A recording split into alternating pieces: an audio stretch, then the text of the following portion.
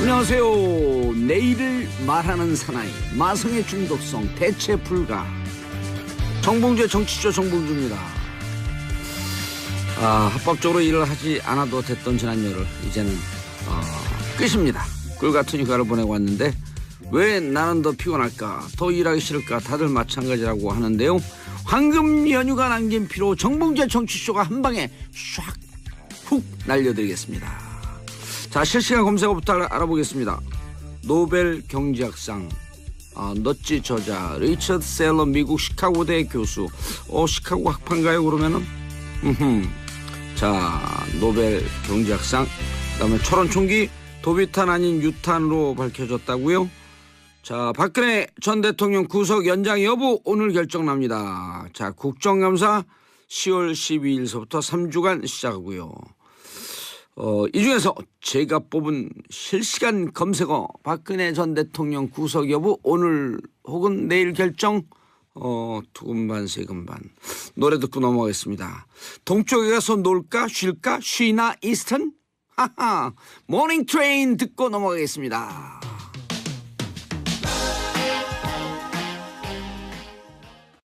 정봉주의 정치쇼 1부 들어가겠습니다. 이름하여 원포인트 뉴스.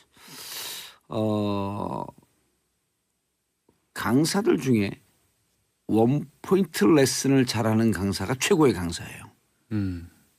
그래서 원포인트 뉴스를 잘하는 기자가 최고의 기자다. 그러니까 노벨 언론인상은 없지만 네. 정봉주의 정치쇼 원포인트 기자상은 있다. 어허. 자, 오늘 미디어오늘 정상근 기자님 오셨습니다. 네, 안녕하십니까. 미디어오늘 정상근 기자입니다. 예, 원포인트 기자상이 있다는 게 바짝 쫄아요. 예, 그 추석에 먹었던 게 지금 얹히네요. 근데 몸이 워낙 커갖고 쫄리지도 않아 이게. 예, 그렇죠. 네, 아직 멀었습니다. 예, 다른 사람은 넉넉한 추리닝 입고 왔는데 오늘 정상근 기자는 네. 넉넉한 추리닝이 쫄티 같아. 예, 이미 몸이 커서 네. 예, 큰 차이는 안 나요. 예, 네. 우리가 이렇게 아재 개그하는 동안 국민들은 몸소리를 칩니다. 네. 트럼프가 전쟁 얘기할 때마다 국민들은 몸소리 친다고 한강 작가가 얘기했죠. 예, 뉴욕타임즈 기고가 화제가 됐죠. 그렇죠. 우리가 이렇게 아재 개그할 때 청취자들은 몸소리를 칩니다. 왜냐?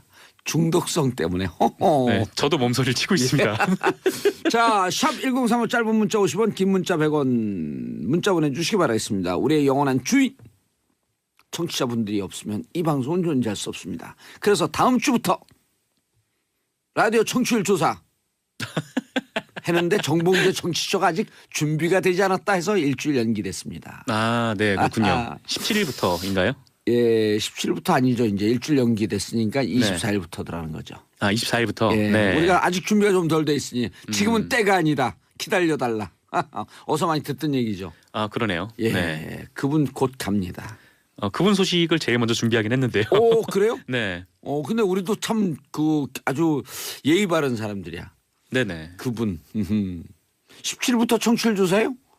바뀌었어요 또? 원래 10일부터 추석 지나고 바로였는데 바로였어. 그게 일주일 연기가 돼서 17일이라고 알고 있었거든요. 네.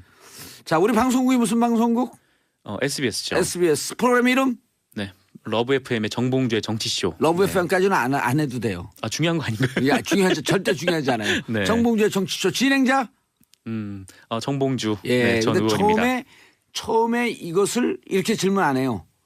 딱 떨어져 나가게 질문해요. 어제 30분 동안 30분 이상 라디오 프로그램 들은 거 있나요? 그럼 사람들이 바빠 죽겠는데 뭐야? 무슨 라디오야? 그럼 뚝 끊어. 아예 주관식이죠. 그냥. 예. 네. 어제 30분 이상이 아니고. 바로 이제 이게 리드글이에요. 음.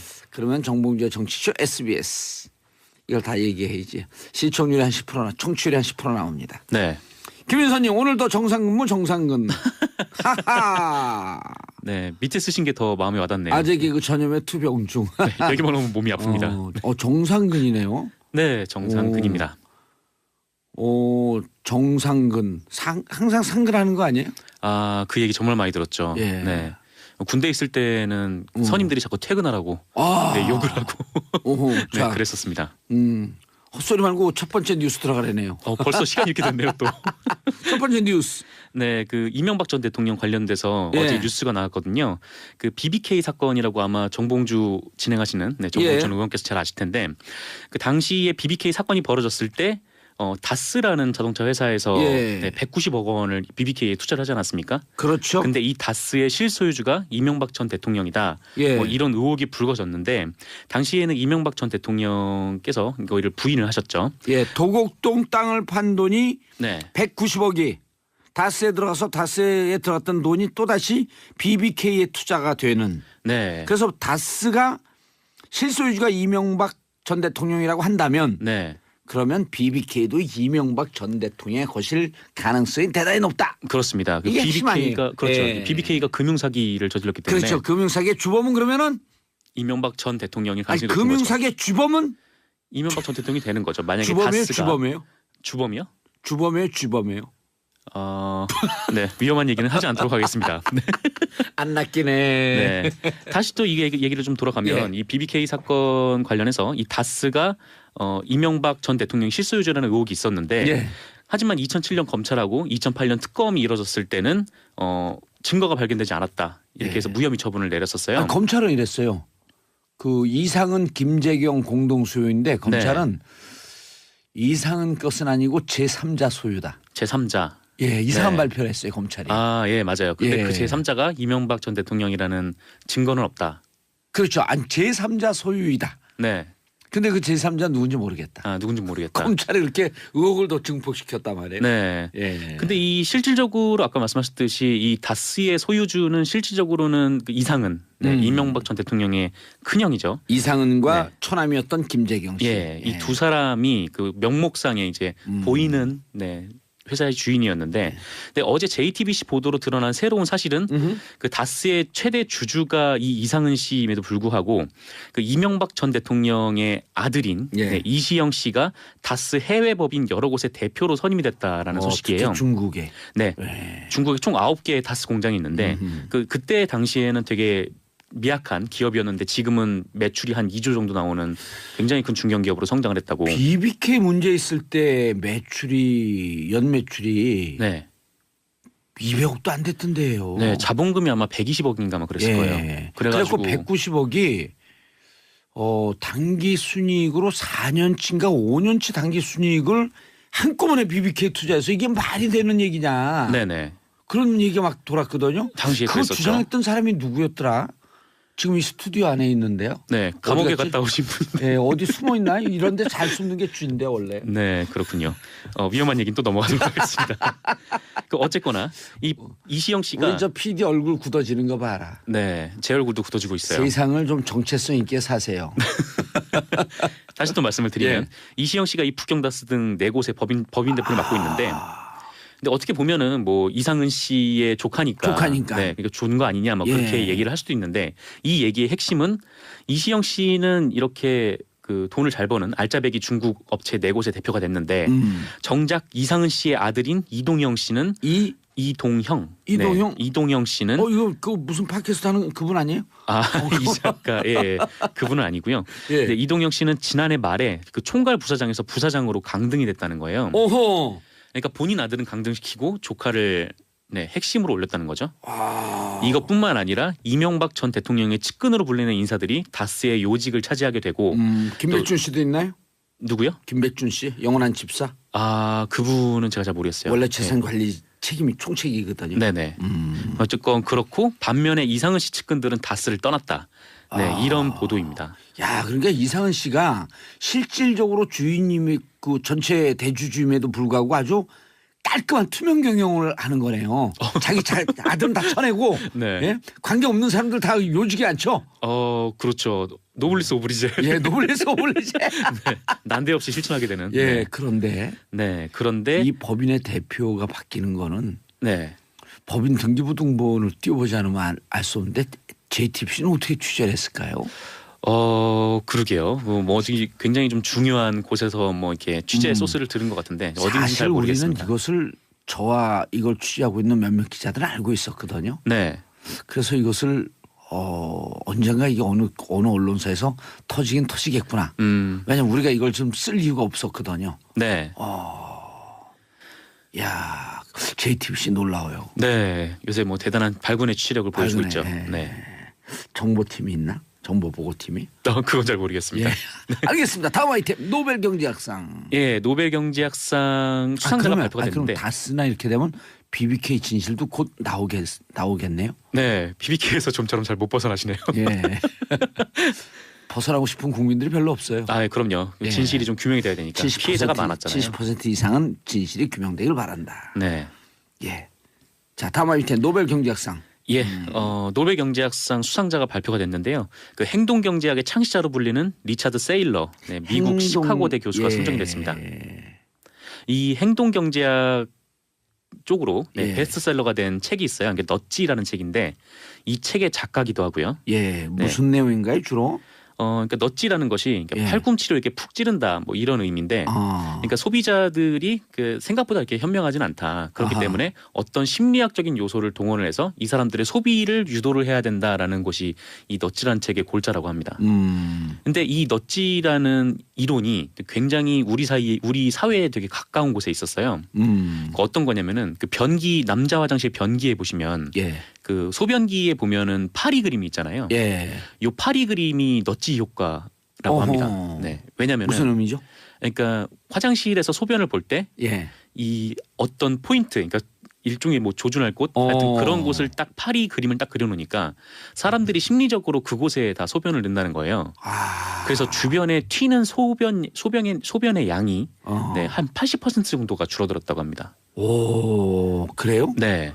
저는 반바지를 입고 어느 지점이 제일 소변이 많이 튀는지 실험을 해보거든요. 반바지. 그게 좀 물이 튀는 걸 느끼니까. 본인의 몸을. 예, 네. 반바지를. 근데 그렇게 정면에 발사할 때 많이 튀겨서 사이드에 그 탄력이 좀 마찰이 적은 사이드에다 이렇게 발사를 하거든요. 그런 분들도 계시죠. 근데 뭐랄까 뭐 그렇게 하면은 뭐 튀는 분들도 계시나 봅니다. 무심코 하는 분들이 더 많기 때문에 하나의 조준점을 줘서 그렇죠. 그 의미 있는 건데요. 똑같은 캠페인을 하더라도 인간의 심리학을 이용하면 굉장히 큰 효과를 거둘 수 있다는 거예요. 근데 그거를 정상근 기자가 남성 소변기를 예를 든 것은 양성평등적 사고가 없는 거 아니에요? 여성분들은 이해 못해요, 얘기하면. 이게 가장 대표적인 네, 효과를 본 사례이기 때문에. 이 세일러가 그 주장을 했어요? 대표적인 사례다 이게? 뭐 세일러가 그런 주장을 했는지 모르겠지만 어쨌건 이 사람이 이론에 맞춰서 그래도 준비를 한 것으로 알고 있습니다. 여성들도 이해할 수 있는 이 사례를 들어야지 이건 너무 불평등한 건데. 네, 그럼 그런 것도 하나 좀 들어볼게요. 어떤 게 있어요? 네, 미국 미네소타에서 그 세금 체납 문제를 해결하려고 캠페인 구호를 2가지를 준비를 했다고 해요. 그러니까 첫 번째는 세금을 내지 않으면 처벌받습니다. 두 번째는 미네소타 주민 90%가 납부를 완료했습니다. 자, 후자구나. 후자가 더 체납률이 많이 줄어들었다고 합니다. 그래갖고 사람들이 그 군중심리. 마치 내가 이거 내지 않으면 미네소타 주민이 아닌 것처럼. 그렇죠. 네. 뭐 처벌 받는 것보다는 어쨌건 이런 심리학적으로 뭐 이렇게 공동체에서 좀 벗어나 있는 그런 뭐랄까 좀 공포랄까요? 좀 그런 거를 이용한 캠페인 사례라고 하네요. 그리고 이게 은근히 그 소비자들도 사회적 일 구성원임을 또 강조하면서 공적인 책무감을 강조하는. 의미가 있는데요. 네, 굉장히 뭐 중요한 이론인데 이것이 이제 행동경제학의 일종의 창시라고 해서 어쨌건 이분이 처음으로 이제 노벨 경제학상을 받게 된 겁니다. 알겠습니다. 다음 뉴스 뭐가 있죠? 다음 뉴스는 자유한국당 홍준표 대표가 문재인 정부에서 정치 사찰을 당했다 이렇게 주장을 했는데요. 그러니까 문재인 정부 하에 수사기관에서 자신의 수행원의 통신인을 조회를 했다 이렇게 밝혔다는 겁니다. 그거는 뭐 할 수 있는데요. 네, 근데 불법적으로 했을 때 그게 문제인 건데. 그렇죠. 불법으로 했을 때가 문제인데 일단 첫 번째는 이게 불법 감청이 아니라 그 단순한 통신자료 조회였다라는 게 그 더불어민주당 측에서 반발하는 첫 번째 이유였고. 통신자료 조회한 게 무슨 보좌관이나 해당 그 비서관이 무슨 문제가 있었나요?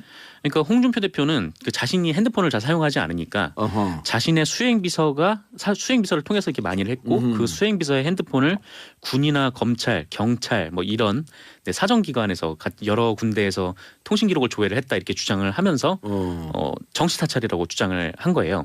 그게 그 통신사 드라마 얼마 전에 기자들이 그거 한 2년 전인가 1년 전에 그거 해봤잖아요. 자기 이름 때리 그 기록 해놓고 내 통신 기록이 조회가 됐는지 안 됐는지 어디서 요청을 했는지 그런 거 일환으로 확인을 해본 건가 그거 아닌가요? 홍준표 뭐 대표가? 어떻게 확인했는지는 아직은 알 수 없는데. 아니 이거 통신사 들어가면 확인이 되잖아요. 네, 통신사 들어가면 확인이 되긴 합니다. 예. 근데 좀 시간이 좀 오래 걸리긴 그렇죠. 하고요.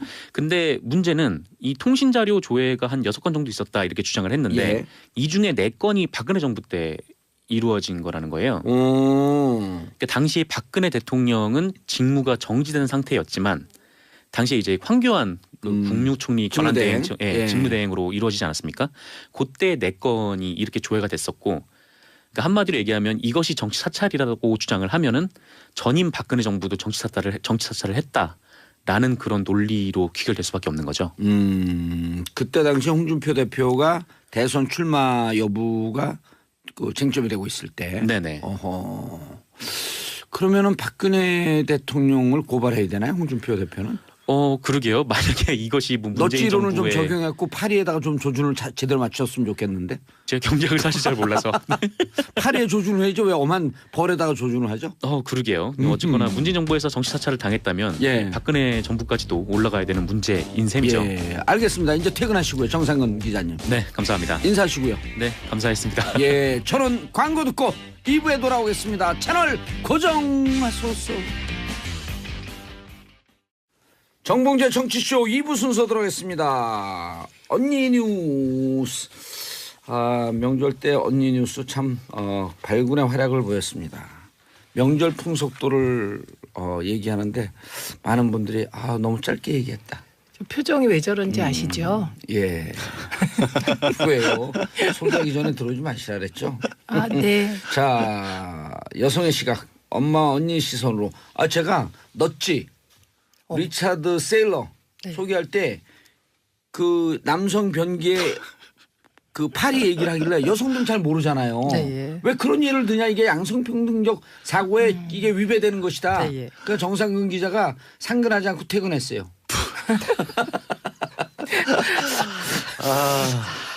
예, 자 최민희 전 의원님. 안녕하세요. 예, 양지열 변호사님. 네, 안녕하세요. 예, 고란사에. 네, 안녕하세요. 노래 좀 했어요. 그 추석 때 고란사에 중앙일보. 네, 그 노래는 오직 여기서만 들을 수 있는 독점. 예, 이제 어느 날 전화하면 누군가 그럴 거예요. 고란사에. 자, 다음 주부터 청취율 조사인데 그 앞서서 정치쇼도 드디어 페이스북 라이브 시작했습니다. 지금 당장 페이스북 SBS 라디오 계정에 들어오시면 보는 라디오 생중계로 보실 수 있습니다.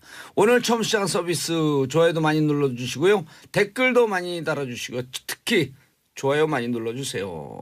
정봉재 정치쇼 보는 라디오 SBS 라디오 페이스북 시작했습니다. 다음 주부터 라디오 청취율 조사 시작합니다. 17일부터. 그래서 오늘 예행 연습. 자, 고란 기자가 청취율 조사 기간. 그다음 전화 받는 분 양지열 변호사. 예. 자, 큐 하면 들어가면 안 돼요? 예, 큐 하면 자, 레디 큐 하지 않고 액션 하는 거예요. 네. 액션. 네, 안녕하세요. 라디오 청취율 조사하는 기관인데요. 잠시 시간 좀 내주시겠어요? 좀 바쁜데 뭔데 그래요? 어제 30분 이상 들으신 라디오 있었나요? 뭐요? 요즘 누가 라디오를 잠깐 듣긴 했다. 예. 무슨 프로그램인가요? 정봉주의 정치쇼 들은 것 같은데. 예. 진행자는요? 정봉주 정치쇼니까 당연히 정봉주죠. 예. 그럼 방송국은 어디인가요? 그걸 당근 SBS지. 근데 머리가 있는 거예요, 없는 거예요? 목소리는 멀쩡한데 생각을 안 하는 것 같아. 그거 제가 고정 출연자예요, 그 프로그램.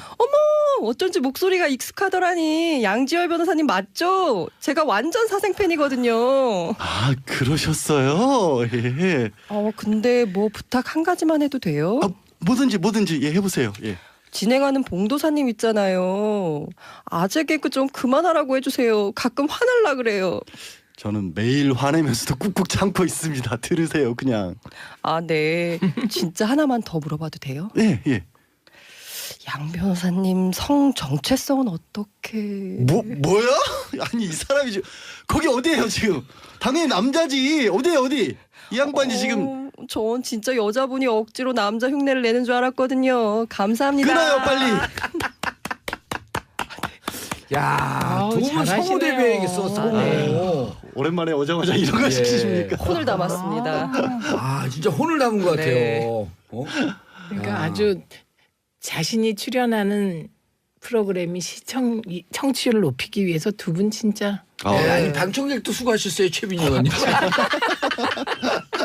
근데 이게요 누가 이거 썼는지 아시죠? 누가 쓰셨어요? 누가 썼을까요? 극본, 정봉주. 연출. 정봉주. 어제 새벽 3시에 썼습니다. 오. 오, 하루에 몇 시간 주무시나? 하루에 날마다 자죠 그냥. 잠 날마다 자니까 습관이 됐고 날마다 자요. 이거 자. 하지 말라는 거였죠. 근데 우리가 웃을 수 없는 기사 떴어요. 예. 양 변호사님 예. 가져오신 기사. 사실 지난번에 안타깝게도 군에서 그러니까 공사를 마치고 사격장 근처를 지나가던 사병 한 분이 머리에 이제 총탄이 갑작스럽게 날라와서 사망하는 그런 사건이 있었지 않습니까? 처음에는 군대에서는 이게 도비탄이다. 그러니까 뭐냐면 사격장에서 직접 총알이 날아온 게 아니라 사격장을 벗어난 총알이 어디 딱딱한 데 부딪히면서 휘는 바람에 정말 우연의 사고가 일어난 것이다라고 그렇게 발표를 처음엔 했었어요. 근데 그게 아니라 유탄인 걸로 상탄이라고 군대에서는 표현하거든요. 사격장을 상탄. 사격장을 넘어와서 정말 안타깝게 넘어와서 그 총알이 직접 이 병사의 머리를 맞춘 걸로 그렇게 이제 공식 발표를 했습니다. 어떻게 넘어올 수가 있나요? 그러니까 사격장 그게 정말 말도 안 되는데요. 네. 사격장 구조를 살펴보니까 한 총구가 정상적인 각도에서 3도 이상만 위로 올려지면 사격장을 넘을 수 있는 정도 구조였던 거예요. 그렇게 낮은 거예요? 근데 그 소총 지금 사격장에서 군에서 사용하고 있는 게 그 뭐라고 해야 돼 반동이 굉장히 크거든요. 근데 군대 다녀오신 남자분들은 다 알겠지만 사실 3도 정도 튀는 거는 너무 정말 쉽게 일어날 수 있는 일이라서 이걸 막상 열어놓고 보니까 저도 이 뉴스를 보니까 너무 황당했던 게 사실은 전쟁터에 저쪽에서 전투를 하고 있는데 그 옆으로 병사가 지나간 거나 마찬가지 상황이었던 겁니다. 군대에서 안전 불감증이 가져온 사고네요, 그러면. 정확히 그렇다고 말씀드릴 수 있을 그런 상황이 돼버린 거죠. 왜냐하면 그때 이미 뉴스 꽤 지난 일이라서 잊혀지신 분들 있을 텐데 그 사격장 주변에서 공사를 마치고 공사를 했으니까 그냥 작업복만 입고 당연히 철모라든가 방탄 장치를 안 한 상태로 그다음에 경계병도 거기를 지나가지 말라고 막았어야 되는데 막지도 않았고 그냥 산간 도로로 지나갔고요.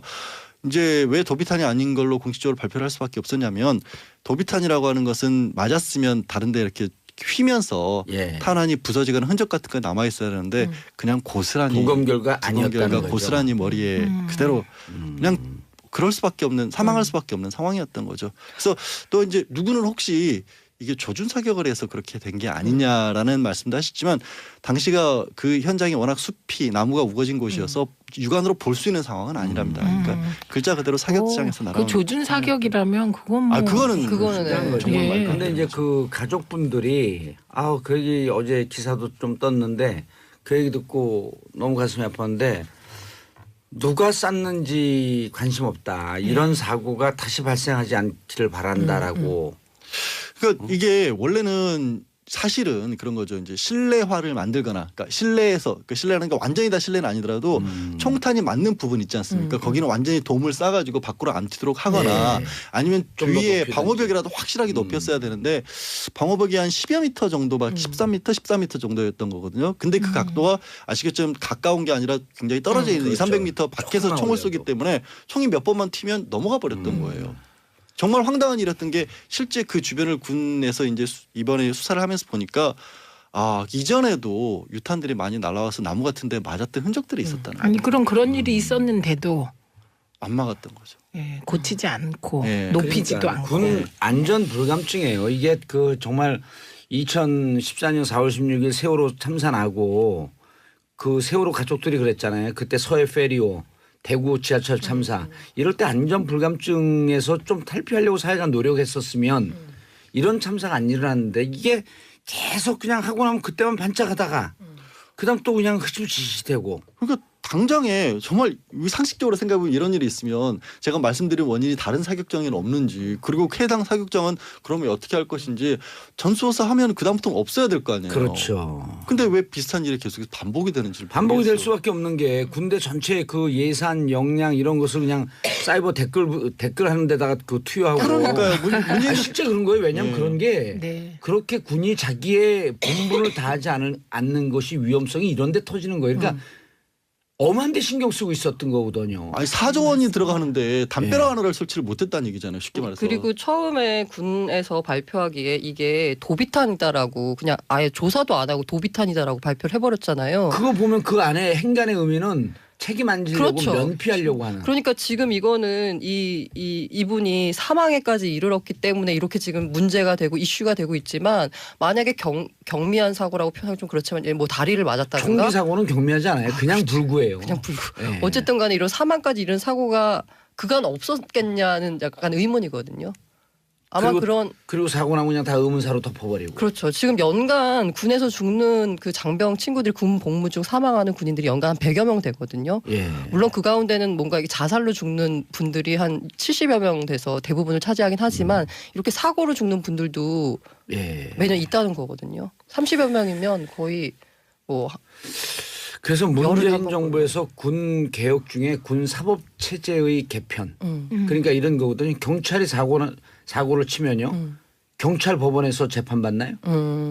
군만 유일하게 군 법원에서 재판을 그렇죠. 받아요. 그리고 군 판사 양쪽에 좌우 배석 판사 있고 가운데 재판장은 법률을 전혀 모르는 그냥 군인. 네, 군인이에요. 그리고 그분은 마구 감경해 줄 수 요즘은 이제 그게 좀 바뀌긴 했지만 사회에서 예를 들어 간단하게 얘기해서 사회에서 두 친구가 술 먹고 하나는 군인 하나는 민간인인데 한 사람을 때려갖고 사망에 이르게 해요. 그런 사회에 있는 친구는 과실치사라고 해도 뭐 한 10년 12년 형을 받는데 군에 있는 친구는요 5년 이하로 감경할 수 있는 여러 가지 제도가 있어요. 그러니까 그 이유가 우리는 어쨌든 공식적으로 휴전 상태잖아요. 전쟁 네. 상태잖아요. 전쟁이라는 것을 가정한 상태에서 법원을 만들었던 건데 그게 계속 이어지는 거예요. 전쟁 중이니까 군에서 군 사병이 사고를 치더라도 당장 전력의 군법원에서, 손실 예. 이런 것들도 있고 군법원은 항상 이동하는 것이 전쟁 중이라면 이동하기 때문에 군대 내에 법원을 설치해 둘 수밖에 없다는 건데 지금 우리가 그런 일이 60년째 이제 안 그러잖아요. 그러면 명목상 전시상하고 네. 실질적으로는 완전히 그 종전이 된 거죠. 근데 저는 우리가 적폐 하잖아요. 예. 그리고 적폐는 고쳐야 하는데 요즘 들어 느끼는 게 큰 적폐 말고 이렇게 반복되면서 안 고쳐지는 것들이 되게 많은 것 같아요. 군사법 체계의 개편은 무척 큰 적폐예요. 아니, 그 왜냐면 부분 맞고 이렇게 그 군 가해자 그 네. 군 폭행이 줄어들지 않는 게 해봐야 크게 처벌 안 받아요 상관들이. 그러니까 반복되는 것들. 지금 우리가 얘기하는 게 지금 이 도비탄이라고 얘기하고 은폐하기 위해서 혹은 책임을 피하기 위해서 그리고 예. 의문사로 예, 덮어버리고. 그렇게 덮고 요런 것들 있잖아요. 요런 행태. 이건 어떻게 바꿔야 돼요? 그 답은 알고 있잖아요. 지금도 예를 들어서 딱 나온 것처럼 군법원 같은 경우에는 외부에서 관여할 수 있는 제도로 바꿔야 한다. 그냥 일반 법원에서 일반 재판 법원으로 받으면 돼요. 하면 된다. 그리고 일반 검찰이나 들어가고 수사할 수 있게끔 하고. 그러니까 뭐든지 그런 것 같아요. 지금 문제가 되는 곳들을 보면요. 그 조직 내부에 들어가서 수사할 수 없고 외부의 관여가 없는 곳들이 항상 문제로 지적돼요. 네. 대표적인 게 검찰 법원 같은 경우도 공수처를 우리가 왜 만들려고 하냐. 자기네들끼리 있으니까 안 되겠더라. 외부에서 볼 수 있도록 하다. 국정원 지금 적폐청산을 그래서 어쩔 수 없이 이게 두 개로 나눠서 한쪽은 외부 인사들이 들어와서 시스템을 보고 그렇죠. 한쪽은 내부에서 문제점은 국정원 기존 직원들이 보되 파견된 검사를 통해서 보고 바깥에서 들여다볼 수 있는 제도를 만들지 않으면 어디서든 안 없어져요. 김광진 의원이요. 예. 그 페북에 뭘 올렸다고요. 보니까 거기에 군대에도 국정원 적폐청산 TF 같은 그런 군 개혁위원회가 떴더라고요. 지금 만들어졌어요. 만들고 있어요. 네, 그러니까 경찰도 있고 다 만들어져 그러니까 있죠. 그 조직에서 예. 지금 이 군 사법 체계를 포함한 건 다 점검하는 거죠. 네, 그렇습니다. 그래서 최근에 이제 댓글이 문제가 됐던 기무사 같은 경우에도 기무사 1차는 국내 정치를 사찰했다는 의혹이 있기 때문에 아예 해체하는 그런 수순을 밟았는데 군법원 문제는 다 단적으로 정말 법조인들은 다 같이 지적을 하는 게 군법원 문제예요. 예. 왜냐하면 그전에는 사법연수원 출신들이 군대 대신 2, 3년 갔다 오는 네, 데였거든요. 군대 졸업하고 장교로 군 법무관 내지 이런 군 법무관이나 이런 로 가는데 거기서 누가 거기서 소신 있게 판결 내고 소신 있게 위에 자기가 뭐 소위 중인대 계급은 대령이 와가지고 판결 내는데 아 그건 법적으로 그렇게 하면 안 됩니다. 이런 말 누가 어떻게 하겠습니까, 솔직히. 그러니까 그거 바꿔야 돼요, 빨리. 그래서 군은 간단해요. 사법체계 개편하면 군 폭력 없어집니다.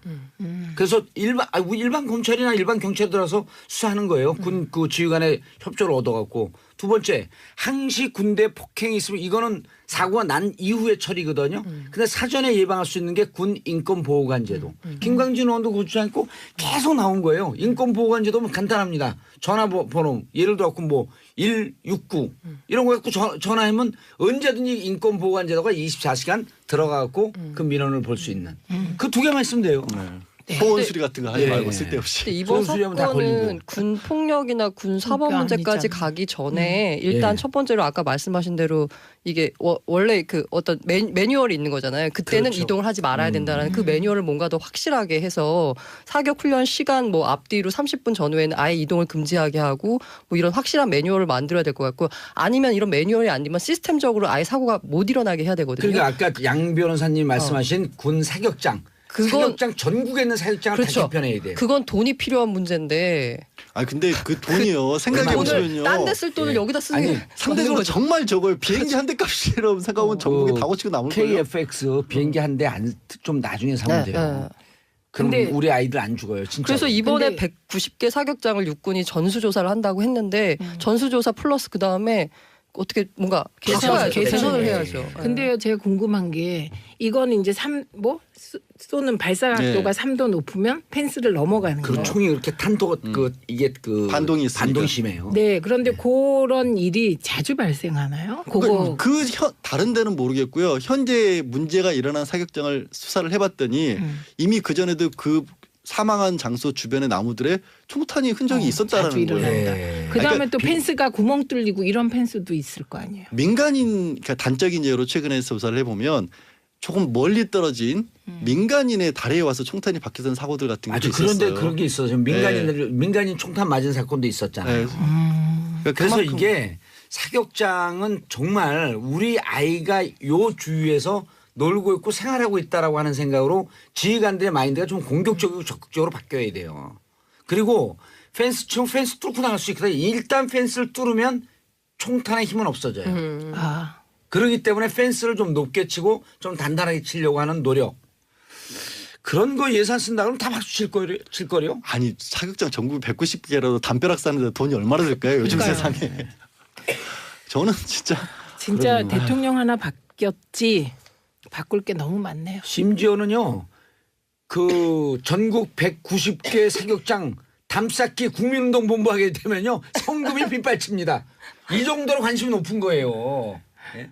아, 진짜 군대에 아들 예. 보낸 엄마들 너무 불안하겠어요. 예, 군치관 여러분 여러분 자식들도 군대 있고요. 우리 자식들도 다 군대 있으니까요. 그리고 이번에 사고로 자식을 잃은 부모님들께 심심한 조의를 표하면서 이런 사고 나지 않도록 군 지휘관들 여러분들께서 좀 적극적으로 나서 주시기 바라겠습니다. 개혁의 대상이 되지 말고 개혁의 주체가 되세요. 마무리를 너무 멋지게 해주셔서 네, 멋있었어요. 그랬어요? 네. 땡큐. 땡큐 다음에 요즘 뭐라 하는지 알아요? 땡큐 베리 머치 하는 거 땡큐 피스 코리아. 오늘 좀 많이 오늘 왜 멋있으신데요? 왜 이렇게- 그러세요? 아니, 계속 해요. 그렇게 땡큐 피스 코리아. 오. 네. 일상의 생활을 바꿔야 되는 거예요. 적폐청산이라고 하는 거는. 네. 내 자신의 적폐를 이번 추석 기간에 청산하고 왔어요. 다이어트 하셨어요? 집에서 일 좀 그게 아재 하셨나? 개그예요. 아, 네. 자, 다음 뉴스. 넘어가기 전에 이종숙님 우리 아들 군대 가는데 이런 사고 안 나길 마음 졸이며 살아야 하나요. 다음 기회 바꿔야죠. 이인숙님 우리 아들 화천에서 군복무 중인데 제대할 때까지 불안불안합니다. 자, 화천 군기가 세갖고요. 좀 이런 사고 나지 않도록 전체 군대가 나지 않아야죠. 자, 페북의 이현숙님 마음 아프네요. 출산 장려도 중요하지만 다 큰 청소년 젊은 층 안전 확보 이거 진짜 중요한 거 아닌가요. 다음 뉴스 최민희 의원님. 네. 예. 첫 번째 뉴스가 고란 기자였어요. 네. 예, 고란 기자님 가장 최근에 출산한. 아, 네. 최근에. 네. 26개월 전에. 네. 예. 첫 번째 뉴스요. 아, 네. 네. 이거 기침만 하지 말고요. 죄송합니다. 제가 감기 걸려가지고 계속 기침을 그러니까요. 하네요. 지금요 명절 풍경 들어가기 전에 지금 여기 막 감기 몸살 걸린 2명이 고란 기자님하고 저하고. 지금 그 얘기 지금 꼭 집어서 하시는 이유가 뭘까요? 명절이었는데 지금 두 분은 힘드셨고 아, 이게 프롤로그군요. 여기 두 사람은 멀쩡하다 그 얘기 하시는 거예요 지금. 네. 그래서 이게 과연 명절의 후유증인지는 살짝 의심해 보긴 하지만 어쨌든 간에 예. 이 명절을 겪고 나면 꼭 며느리들이 명절 후유증을 겪는다라고 많이들 막 얘기하잖아요. 그게 바로 다 이게 모든 명절의 노동이 다 며느리에게 전가되기 때문인데요. 그래서 최근에는 좀 바뀌고 있다고 해요. 그래서 제가 기사에서 본 내용인데 예. 이 어떤 그 교수님 한 분의 집은 이번 그 제사 차례상에 찰떡과 물, 제철 과일만 올렸대요. 그래서 이렇게 간편하게 이렇게 제사를 예. 지냈대요. 그리고 또 그 어떤 진주 문화예술재단 이사장님은 사과 앞에 떡 한 접시, 물 한 잔 이게 차례 의식의 전부라고 합니다. 예. 아 우리가 여기 정치쇼에서요. 그 누구죠? 그 음식 문화 전문가 황교익 선생님이요? 황교익 선생님 오셔갖고요. 네. 했어요. 홍동백서가 언제부터 운문한지도 모른다. 예, 이게 바로 성균관의 그 박광영 의례부장이라는 분이 했는데 이 상다리가 휘어지는 차례상이 1960년대, 70년대 이후에 서로 집안 뿌리를 양반인이라고 과시하려고 그거밖에 안 됐어요. 그렇게- 50년밖에 안 된 그렇게 거예요. 상다리가 부러지게 차렸다고 하는데 1960년이면 나하고 나이가 똑같네 그놈이.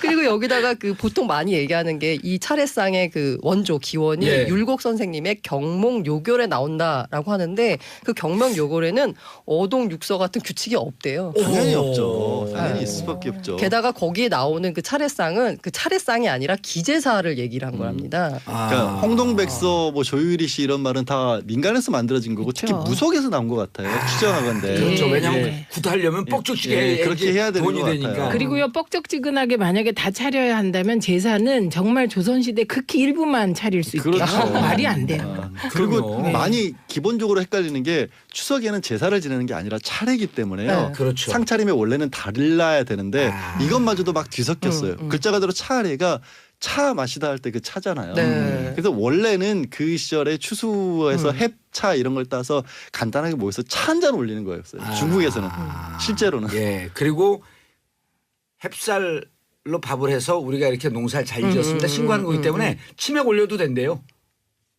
상차에 치맥 올려도 되고 피자 올리고 마음대로 올리래요. 아, 그건 원래 그러네요. 그렇죠. 예. 같이 모여서 즐거워하는 자리니까. 그럼요. 예. 그래서- 치맥 올려놓고 끝나고 또 치맥 한잔 하고. 저는 그래서 치매로 들었어요 순간. 저도요. 저도 깜짝 놀랐어요. 그리고 치맥 한잔 하고 고스톱 치다가 싸우고 재산 누가 더 많이 받았냐. 이런 얘기를 왜 해드리는 거냐면요. 혹시 그런 차례- 얘기를 왜 드리냐면요. 광고 듣고 오려고 아, 네. 드리는 거죠. 광고 듣고 오겠습니다. 채널 고정하소서. 지금 하여튼 정봉재 정치쇼 3부 순서 들어가겠습니다. 언니 뉴스 최민희 의원님, 양지열 변호사님, 고란 기자님 함께하고 계십니다. 자 9344님 저는 이번 추석 차례상 아침 식사상에 수저와 술잔만 놓았습니다. 안주를 놓으셔야죠. 안주를. 그레이트 요즘 그레이트. 아, 그레이트 곱하기 100. 네. 독조 아니고요. 햅쌀로 빚은 막걸리. 이런 거로 쓰나 보죠 뭐. 그렇죠. 아니 그러고 이렇게 차례는 조상님에게 신고하는 거예요. 네. 우리 지금까지 잘 살았습니다. 그렇죠. 그래서 뭐- 저렇게 하고 아침 식사 드셨다 이거겠죠. 그렇죠. 뭐. 그렇죠. 상 아니에요. 차려서. 혼술. 혼술 그다음에 혼밥. 혼밥. 그럼요. 예. 그래서 이렇게 뭐 어덕육선이 뭐 조유리신이 이런 게 다 그냥 옛날부터 전해온 전통이 아니라 그냥 급조된 거고 이게 어쩌 허례의식의 반영이다라는 말씀을 드린 이유가 이게 가끔 간단하게 하자 그러면 좋긴 한데 마음 한쪽에서 죄책감을 느끼시는 분들이 예. 있어요. 조상님한테 이렇게 해도 되나? 근데 그럴 필요가 없다라는 예. 말씀을 드리고 그 싶어요. 마음의 빚을 올해 우리가 좀 덜어주자. 그리고 제가 어제 남한산성 봤거든요. 네. 먹을 게 없더라고요 일단. 그러면 먹을 게 없는데 그 허리 휘면서 그리고 그 가족들 고생시키고 며느리 고생시키고 또 며느리 고생하면 시어머니하고 관계 안 좋잖아요. 이렇게 하면서 가족 공동체 해체시키려고 하는 것보다도 간단하게 하고 가족의 화목을 근데 저는 무서운 얘기 들었어요. 네. 차례상 차리는 것보다 차례상 아예 안 차린 집들도 많은데 네. 요즘 며느리들이 또 힘들어하는 게 차례상 안 차리고 시댁 식구들이랑 같이 여행 여행 가는 가는 걸 거. 더 힘들어한다고. 차라리 상을 차리고 말지. 아니, 2박 3일, 근데 3박 4일 여행 가기 우리가 더 싫으시다고. 지난번에 여기서 얘기했었잖아요. 여행 가서 딱 신고 도착 지점만 찍고 각자 헤어져. 자유여행하다가 네. 또 또 올 만나. 때 찍고 네. 그러면 다 좋아해요. 저희가 해법을 다 제시했어요. 아, 그러셨구나. 네, 네. 그때 안 나오셨어요. 아, 죄송합니다. 나는 무서운 얘기라 그래갖고 냉장고를 열는데 뭔가 서 있다고 그러는 줄 알고. 아까 한 그 역할극 상황극이 생각나네요. 네. 알겠습니다. 자, 명절 이제 또 한 2월이면 오잖아요. 2월에 그래서 네. 명절 때 자꾸만 가족 해체하는 이러한 이벤트 하지 말고 가족이 모여서 서로 격려해주고 네. 힘들게 살잖아요, 다. 네. 그리고 또 격려해주고 자 3, 4개월 뒤에 우리 또 다시 만나니까 힘내서 열심히 살자. 그럼 얼마나 좋아요. 네. 그리고 술 한잔 먹고 또 고스톱치다 막 멱살 죽이고 싸우고. 자, 황혼 이혼보다 조론? 이게 몸이? 네. 네? 이게 뭐죠? 이게 조론이라는 말이 예. 있습니다. 오호. 이게 얼마 전에 탤런트 백일섭 씨가 나 조론했다 이렇게 방송 프로그램에서 커밍아웃 하셨고요. 예. 신성일 씨도 나 조론이다 이런 얘기를 했어요. 근데 이게 본래는 일본 작가가 조론을 권함이란 책을 쓰면서 알려진 거예요. 아. 그런데 혹시 우리 봉도사님 양 언니 남자가 예. 60이 넘으면 필요한 거 뭔지 아세요? 남자가 욕심인 자립? 아 저렇게 아니 난 돈이 필요할 것 같은데요. 어머 남자가 60이 넘으면 필요한 거 아내 와이프 마누라 애들 엄마 아니 그래서 저는 아내 와이프 마누라 애들 엄마 그래서 저는 돈이 필요한 것 같아요. 아주머니. 그리고 그 60이 넘으면 예. 여자가 필요한 거 카드 머니 돈 캐시 현금 이런 얘기가 있습니다. 오늘 최 의원님이 뭔가 역할이 바뀌신 것 같아요. 오늘. 그래요? 아줌마 개그 아니 이게 많이 도는 얘기인데 공감이 높은 얘기예요. 그렇죠. 그러니까 그렇죠. 많이 돌겠죠. 그리고 공감 100% 싱크로율 100%. 네, 또 조론을 이해하려면 또 한 단어를 알아야 됩니다. 예. 혹시 삼식시키. 그건 알죠. 예, 또 그건 알죠. 뭔데요? 아니야. 아침, 점심, 저녁 다 집에서 먹는 식기라면서요. 그렇죠. 아주 강큰 분들. 예. 네, 저는 그래서 연휴 기간 때문에 삼식이 식기였습니다. 그래 본인이 안 해먹고? 예. 오. 왜들 이렇게 놀랐어요? 왜들 이렇게 놀랐어요? 브레이브맨. 네, 이게 결혼을 졸업한다는 겁니다. 예. 그래서 이게 법적으로는 혼인 상태를 유지하면서 별거를 하는데 졸혼. 네, 그런데 별거를 하는데 별거의 행태는 같은 집에서 살 수도 있고 다른 집에서 살 수도 있습니다. 이게 경제적으로 여유가 있으면 다른 집에서 살 수 있죠. 그리고 이 조론에 대해서 그 부모가 이혼하는 것보다 자식들이 조론하는 걸 더 선호한다고 합니다. 어쨌든 우리 사회에서 부모가 이혼했다 그러면 조금 살짝 근데 그렇게 꺼리는 마음이 있어요. 예, 제가 그 기사보다 깜짝 놀란 게 참 자식들은 이기적이다 그거 이런 맞아요. 생각이 들었어요. 왜냐하면 그 자식들이 부모의 이혼을 반대하는 이유가 커가는 우리 애들 보기 민망하다가 가장 큰 이유래요. 예, 근데 부부도 네.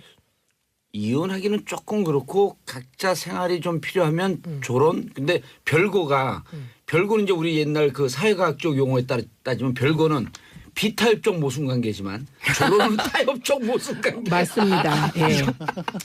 그리고 조론을 하게 되면요. 8년도 각자 다른 이성을 만날 수 있다. 예, 이런 개념을 내포하고 있는 겁니다. 신기해요?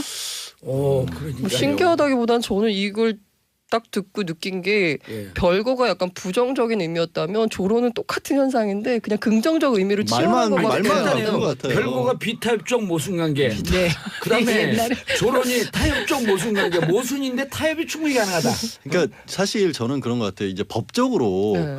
우리가 결혼이라고 하는 걸 놓고 봤었을 때는 법제는 사랑이란 말이 안 나올 수밖에 없잖아요. 그렇죠. 그러니까 오히려 사회의 가장 작은 공동체로서 주어진 법적인 의무라든가 권리라든가 이런 것들만 주어지고 실제로 혼인 관계가 유지됨으로써 사회적으로 주는 여러 가지 일들이 있거든요. 뭐 단순하게 말씀드려서 뭐 상속이라든가 아니면 서로 부양 의무라든가 극단적으로 뭐 세제 혜택 이런 것들도 받잖아요. 결혼 상태가 네. 유지가 되는 네. 상태에서는. 그런데 그거를 깨는 것 자체도 굉장히 복잡해지거든요. 그 재산 정리 이런 거 보면 얼마나 복잡하겠어요, 사실. 그러면 이혼을 하게 되면 서로 뭐 저 재산 분할 같은 것도 해야 되는데 그걸 뭐 변호사한테 물어봤더니 뭐 돈이 얼마가 들고 이런 얘기 나온단 말이에요. 그리고요. 근데, 여기서 한 가지 덧붙이자면 이 조론을 원하는 건 남성들이 아니에요. 대개 여성들이에요. 사실 저도 그 말씀 드리려고 했었어요. 그죠. 그래서 근데 국민연금 같은 그렇죠. 거 받아야 되잖아요. 그러니까 결혼을 제도적인 결혼이라는 걸 유지하고 싶은데 저 사람 꼴은 보기가 싫어지니까 근데 이 그럼 조론이- 떨어지겠다 이런 거죠. 조론이 좀 안 좋긴 하다.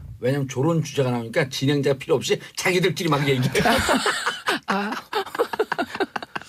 존재감, 장렬, 봉도사. 그만큼 할 얘기가 많다는 거예요. 그렇죠. 그래서 그런 일에 대해서. 이 조론이라는 말이 나오게 되기까지 이게 이제 타협안이 나온 건데 그 뒷 배경을 보면 그동안에 집에서 살림살이 하시고 아이 키웠던 우리 엄마들이 얼마나 속이 썩었냐 그걸 보여주는 얘기이기도 합니다. 그래서 어떤 엄마들은요 정말 그 조론을 원하는 이혼을 원하는 이유가 거창한 게 아니에요. 우리가 옛날에 생각하면 남편의 외도라든지 뭐 가정 파산이나 이런 얘기를 했는데 지금은 그런 거보다 그런 것도 있겠지만 정말 몇십 년 동안 아침에 제 시간에 아침밥 차려온 거 이제 내가 나이 들어서 더 못하겠다. 그리고 하루 세끼 밥 차려주는 거 특히 남편이 퇴직한 이후에 삼식시키 뒷바라지 못하겠다. 이런 정말 세세한 이유고 어떤 경우는 남편이 퇴직하고 나서요. 예. 퐁퐁 몇 그램 쓰는지도 검사하는 남편도 있으시대요. 왜냐면 남자들이 그 50 넘어갔고 60이 이제 점점 넘어가면 남성 호르몬이 줄면서 여성화돼요. 그래서 근데 그거는 과학적 그건 과학적 근거가 없다는 반론도 있어요. 반론을 하든 말든 내 주장만 하면 되는 거죠. 근데 어쨌든 그리고 뭐 설거지 할 때 왜 그거를 빡빡 문지르지 슬슬 문지르느냐. 그다음에 이게 창틀도 예전엔 안 그러다 시간이 많잖아요. 이제 남자가 퇴직을 하고 나면 그러니까 창틀을 쓱 해보고 먼지가 조금만 묻어 있으면 혼자서 중얼중얼 잔소리하고 뭐 아니 이런. 그거까지 괜찮아. 남편이 이제 좀 유식해요. 그 정치도 잘 알아. 그럼 부인이 화장실 가고 좀 소리 좀 나잖아요. 그럼 왜 거기서 핵실험을 하냐? 왜 화장실에서 핵실험을 하냐? ICBM 발사해버릴까? 그럼 부인이 이거 정치도 짜증이 나는데 잔소리까지 겹쳐갖고. 그러니까 최 의원님 말씀하신 것처럼 낮에라도 자유시간이 있으셨는데 네. 그게 그것마저도 뺏기게 맞아요. 됐고 남자는 남자대로 그럴 것 같아요. 이렇게 아직까지는 오랜 시간 동안 일하다가 퇴직해서 집으로 돌아왔는데 막상 할 일 없고 신경 쓸 것도 없고 그러니까 회사에서 직원들한테 뭐 하던 버릇 그대로 집에 가서 말도 안 되는 짓을 하는 분들이 계실 것 같은데 저는 이것도요 세대가 바뀌면 저희 세대만 해도 그런 거 꿈도 못 꾸는데 어디 저기 부인님께 감히 뭐 먼지 이런 얘기 하겠어요. 강큰 남자. 아니 저는요 아침에 출근할 때 주무시고 계시는 그 집안 부인님에게 삼배하고 나서 그러니까요. 어머 저는 예. 아침마다 엄마한테 1배 그다음에 아버지 저희 아버님 영정 사진 있거든요. 예. 그거에 2배 이렇게 하고 예, 나오고 입에 그럼 남편 한번 걷어차고 그리고 3배는 맞네. 결국 남자가 잘해야 되는 거네요. 결혼 안 자, 나가려면. 9977님 옆에서 잔소리하는 건 정말 싸움의 원인이에요. 식사 챙기다가 싸우기도 하고요. 스스로 먹고 싶은 거 먹고 싶을 때 알아서 먹고 좋은 것 같아요. 자, 0335님 길게 해주셨는데 저희가 간단하게 요약해서 아예 결혼을 하지 말라고 해요. 결혼하면 이거 법적으로 챙겨줘야 돼요. 재산도 반으로 나누는 건가요? 그러니까 법적으로 조론이라는 건 없죠. 조론이라는 표현 자체가 없어요? 없죠. 네. 당연히 그런데 요즘에 법원에서도 이혼을 할 거냐 아니면 같이 살 거냐 그 전에는 이게 한쪽 정말 블랙 오 화이트였거든요. 요즘에 가운데 중재안으로 조론 같은 것들을 권유 비슷하게 하기도 해요. 그러면서 아니, 그게 받아들여지면 그럼 백일섭 씨는 그 대법관이 되는 거예요? 아니 이게 제도라기보다는 그냥 진짜 타협인 거죠. 그러니까 이게 판결로 나오는 게 아니라 법원에도 조정을 하는 경우가 있는데 판사가 아니고 이혼 가정법원에 가면 이런데 경험이 많으신 분들이 중재위원으로 나서셔서 이제 합의를 봐주는데 항목을 만드는 거예요. 같이 사실 거예요. 뭐 사시되 뭐 방은 따로 쓰시죠. 아니면 밥은 해주지 마시죠. 뭐 이런 것들을 자세하게 나눠주는 거예요. 그러니까 사실 법적으로는 고스란히 부부기 때문에 이분들도 부담은 없는 거죠. 어차피 근데요, 부부니까. 그렇게 이제 세세한 규칙을 세워 그거 안 나가잖아요. 지키면 어떻게 되는 거예요? 그러니까 밥은 해주지 마시죠. 뭐 하시죠. 이렇게 하다가 어떤 분은 화가 나서 이럴라면 이혼한다. 그리고 이혼하신대요. 그 만약에 그 세세한 규칙을 정했는데 안 지켜주면 그것도 거기에 대해서 안 지켜. 중앙일보에서 일단 기사를 써. 토론 위반 살해. 그리고 봉도사가 정봉주의 정치쇼에서 다뤄요. 예. 아니 그리고 조론은 권할 수는 없지만 이혼보다는 그러니까 예를 들어 타협안. 더 나쁘지 않은 선택을 해야 될 때 차악을 선택해야 될 때 할 수 있는 거다 충분히.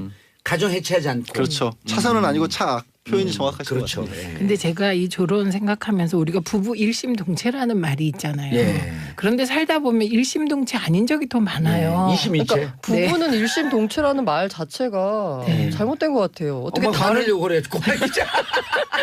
아니 저는 우리 사회에서 일어나는 이런 모든 문제의 근원 중에 하나가 예를 들어서 부모 자식 간에 생기는 문제나 아니면 부부 간에 생기는 모든 문제가 이게 소유 관계나 아니면 정말 나갔다 하나라고 생각하기 때문에 일어나는 문제의 근본이 있다고 맞으실 것 생각해요. 같아요. 일심동체도 말도 안 되고요. 제일 많이 음. 그 며느님들이 싫어하시는 말씀이 그거라면서요. 딸 같다. 그러니까. 어떻게 딸하고 우리 며느리하고 했어요. 같아. 예. 다른 네, 의미죠. 맞아요. 예. 절대로 며느리는 딸이 될 수 없다. 알겠습니다. 조론 풍속도 가정의 풍속도 권할 수는 없지만 그래도 피해갈 수 없는. 네, 고려할 수 있는 타협안입니다. 알겠습니다. 김기용님 저는 신랑은 잔소리가 전혀 없는데 아들놈이 잔소리합니다. 이걸 할 수도 없고. 그럼 빨리 결혼시켜야겠다. 결혼시켜야 되겠습니다. 아니 누가 결혼하겠어요. 엄마한테 잔소리 하려고. 자 다음 뉴스 괌 체포 판사 부부 이게 뭐죠? 네. 네. 그 괌에서 예. 사실 이게 우리나라는 4일날 추석날 알려져서 모르시는 분들도 있을지 모르겠지만 아마 많이 퍼졌을 텐데 미국 괌에서 두 아이를 예. 차량에 방치했다가 판사 변호사 부부가 체포가 됐어요. 그건 미국에서 아주 심각한 사건이에요. 이게 화제가 된 네. 이유가 뭐냐면 체포된 사람이 판사 변호사거든요. 아 부부가요? 네, 부부가. 남편도 변호사인데 오. 아주 우리나라의 가장 큰 남편이 큰 법을. 판사의 그 변호사가 변호사. 아니죠? 저희 그리고- 부인님이 판사가 아니라서. 예. 그리고 또 판사분 여자 판사분은 또 서울대 전지현이라는 별명도 얻었다는 뭐 약간 뒷얘기가 있더라고요. 오. 어쨌든 이게 왜냐하면 법을 부인이 다루는 판사고. 예, 남편이 오. 변호사고 이게 법을 다루는 분들인데 예. 이분들이 체포되고 나서 현지 법을 잘 몰라서 그렇게 됐다라는 거예요. 예. 사실 국내 법에서는 더 잘 아시겠지만 애를 차 안에 놔뒀다 그래서 얘를 뭐 아동 학대죄나 해서 어떻게 체포할 수가 없거든요. 근데 미국 법에서는 이걸 아동을 차량에다가 방치해두면 이거는 뭐 범법 행위를 하는 거예요. 예. 근데 아동을 차량에 방치하는 일 잘 없어요. 아니 근데 크지 왜냐하면 않으면. 괌 같은 경우는 시동을 만약 안 켰으면요. 거기는 한 35도 40도 되는 그러네. 지역이에요. 네, 바로 그래서 익사할 맞아요. 수 있는. 네. 차안이 위험한데요. 50도까지 실제로 그 광주였나요? 아이들이 어리면 차를 익사? 아니 그러니까 그 무슨 아, 질식사 질식사. 예, 할 수 있는 건데 아이들이 문을 열 수 없는 정도의 나이가 되면 이건 정말 네, 심각한 네, 거거든요. 네. 그래서 그렇죠. 이제 체포가 됐고 그래서 이제 몰랐다고 해서 됐고 심지어는 어떤 모습까지 심냐 그 머그샷이라고 표현하는데 왜 이렇게 이거 번호판 들고 들고. 번호판 들고 이거 있잖아요. 예. 그 사진까지 찍혔어요. 오. 근데 우리나라 그래서 최고 화제가 엘리트들이 됐죠. 네. 예. 그래서 이게 참 아이러니한 게 변호사 판사인데 현지 법을 몰랐다는 거. 두 번째는 그런 국내에선 이게 법 위반이 아닌데 미국에서는 이게 아동 학대죄거든요. 그렇다면 이 국내법에 문제가 있는 거 아닌가? 애를 뜨거운 차량에다 방치하는 게 과연 범죄가 아닌가?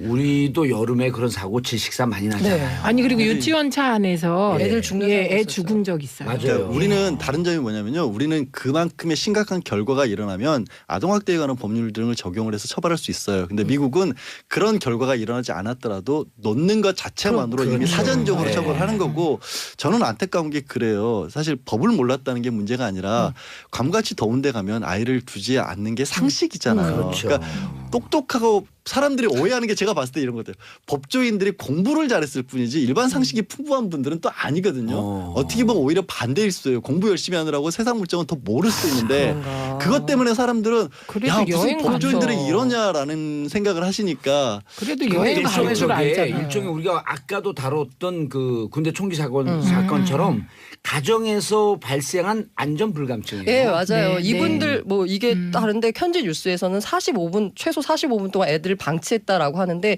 이분들 주장은 3분 동안 잠깐 가서 뭘 사온 거라고 했거든요. 예. 만약에 이분들 주장이 맞다면 말씀하신 대로 안전 불감증인 거예요. 내가 3분만 갔다 오는데 잠깐 놔둬도 괜찮겠지라고 생각을 하신 거죠. 예. 뭐 실제 45분을 놔뒀는지는 뭐 조사 결과 아니, 밝혀져야 그러니까 되지만 45분이면 그건 아니, 그럼 미국 그 친구들은 이렇게 얘기하는 거예요. 아까 얘기했듯이 예를 들었고 미국 사람들은 농담으로 그런 얘기예요. 아이가 길 가다 엎어졌고 무릎이 깨지잖아요. 미국 전체가 들썩거린다 그래요. 아이들 문제에 대해서 그렇게 심각하거든요. 그리고 3분인데 그러면 그 사람들 나오는 폴리스가 딱 뭐라 하냐. In case of accident. 만약 사고가 났으면. In case of라고 하는 말을 너무너무 잘 써요. 이런 경우에는 어떻게 할래? 그러니까 0.1%의 사고의 개연성이 있으면 이건 범죄예요. 미국은. 그렇죠. 근데 그 아이들이 5살, 3살 그런가요? 6살, 1살. 6살, 한 살? 큰일 날 뻔했네. 또 한국 사람들은 그 예의 좋은 머리 이렇게 얘기했죠. 합의 7살입니다.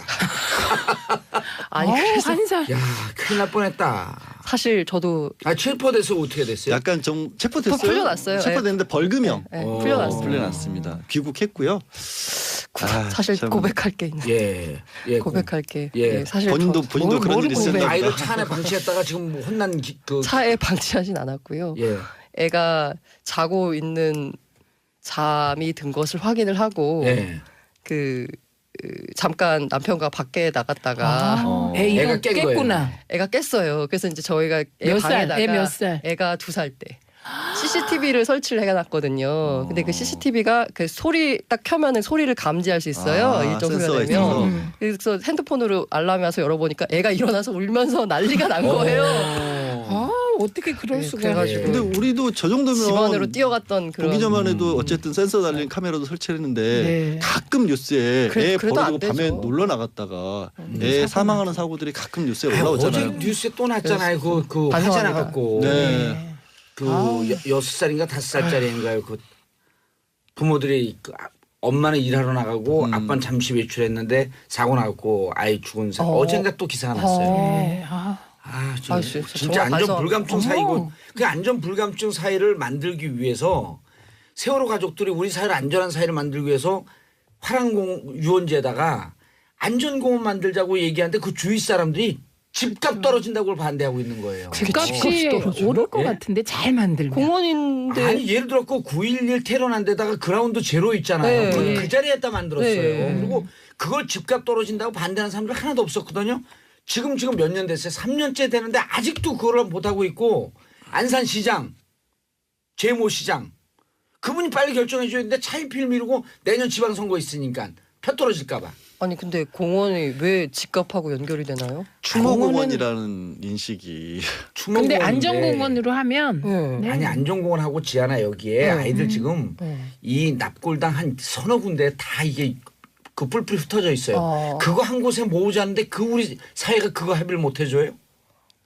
오히려 녹지 시설처럼 조성을 잘하면 집값도 네, 더 오르는 집값이 거 오르는 아니에요? 것 같아요. 세계인들이 안전공원에 견학 올 수 있어요. 그렇죠. 안산을 세계적인 도시로 만들 수 있습니다. 그러기 위해서는 안전공원을 만들어야 된다. 네. 그래야지 이 과메 갖고 체포한대요. 과메로서 체포한 벌금 다 모아봐. 이걸 안전공원 만들고도 남았지. 앞으로 고란 기자님 네, 예. 그런 반성합니다. 일이 다시 없길 바랍니다. 반성합니다. 예, 정말. 고란 기자님 그래서 반성문 쓰고 오늘 벌금 내고 하세요. 네, 알겠습니다. 자, 지금까지 언니 뉴스 세 분 인사하시고요. 네, 감사합니다. 네, 고맙습니다. SBS 정봉주의 정치쇼 정봉주가 진행하는 정봉주의 정치쇼. 저는 남자가 맞습니다. 예. 자, 마지막으로 크리스티나 아길레라 레이디 마말레이드 들으면서 마치겠는데 2720님 공대 출신 나도 하는데 모른다는 게 말이 됩니까? 죄송합니다. 8672님 자식을 낳을 줄 아는데 키울 줄은 모르기 때문이죠. 이야 정답. 자 언니들과 어울리는 노래 레이디 마말레이드 들으면서 저는 4부 순서 돌아오겠습니다. my soul sisters. Let me hear your flow, sisters. 정봉주의 정치쇼 4부 순서 들어가겠습니다. 자 이름하여 여의도 미신 타파. 이분들이 성함이 어디 갔죠?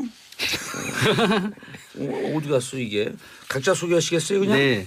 제 자 이름 정신과 전문의 최명기 원장님 자리하셨습니다. 네, 전 최명기 맞습니다.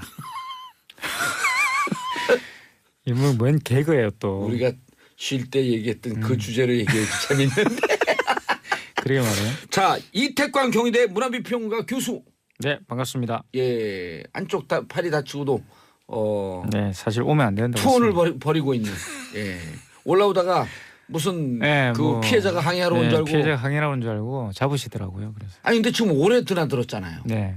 근데 그렇게 그 인상의 이미지에 대한 각인력이 떨어져요? 뭐 좀 이상하네요, 그러니까. 못 알아보네요, 저를. 아니 근데 이게 팔 다치기 전에는 아주 멋쟁이였었는데 팔 다치고 난 다음에 좀 추레해졌어요. 이게 뭐 예. 제가 꾸밀 수가 없잖아요. 그러니까 뭐 머리를 만질 수도 없고 뭐 그러니까 계속 누워 있었어요. 계속 머리 누워 만져요? 있으니까. 왜 못 만져? 계속 누워 있다가 온 거예요 지금. 아 그래서 추레하게 보입니다. 추리하게 보여요 진짜. 원래 사람이 추리한데. 원래는 안 그랬는데. 자, 샵 1035 짧은 문자 50원, 긴 문자 100원 보내주시기 바라겠습니다. 그리고 SBS 라디오, 페이스북 실시간 중계하고 있습니다. 보는 라디오로 보니까 참 좋아요. 이게 이렇게 하면 좋을 것 같아. 라디오와 TV에 동시에 나가는 거예요. 근데 TV에 나간다고 생각하지 않고 그냥 라디오처럼 해. 그럼 무척 자연스러울 것 같아. 그게 이제 MBC의 모 방송국에서 했던 마리텔이었거든요. 네. 그렇죠. 이것도 그렇게 TV에 나가면 좋을 것 같아요. 그렇죠. 시청률 빡 올라갈 것 같아요. 근데 이제 지금은 그런 그 비주얼 콘텐츠를 소비하는 방식이요. 예. TV로 소비하는 게 거의 없습니다. 아니 이렇게 이거 스마트폰으로 스마트폰으로? 보고요. 그리고 예. 이제 유튜브로 대부분 보시기 때문에 이 보는 라디오도 사실은 유튜브용이죠. 그렇죠. 유튜브용이고 예. 그리고 고릴라 앱 다운받아 또 그렇죠. 볼 수 있고. 그리고 이제 IPTV 자체는 시청 시간에 대한 어떤 제한을 푼 것이기 때문에 예. 내가 언제든지 다시 보고 싶으면 다시 내려받아서 볼 수 있는. 그래서 이제는 그러한 그 본방사수라는 개념이 굉장히 약화된 거라고 볼 수 있죠. 삶이 그만큼 이제 복잡해져. 오늘 해야 되는 이야기 주제하고도 상통하는 건데. 그래요? 주제를 뭘 알고 있었어요? 휴가에 대한 이야기죠. 예. 결국 우리가 장기 휴가를 가졌는데 그 휴가라는 것도 결국 이제 이런 삶의 유연성과 관련이 있다는 거예요. 자, 최명기 원장님. 그런데 제가 하나 질문할게요. 6454님, 봉도사님, 아재 개그 땜시 듣는 1인입니다. 딱딱한 정치 얘기를 쉽게 풀어서 잼나게 전해주는 매력. 진짜 마력의 사나이, 마성의 중독성이에요. 마력의 사나이 봉도사님 화이팅. 자, 근데 최명기 원장님, 네. SBS의 앱은 뭐예요? SBS 앱. 내가 금방 정답을 얘기해. 저는 스마트폰을 안 쓰기 때문에 예. 그래서 잘 모르는 아직까지 거예요. 폴더폰이.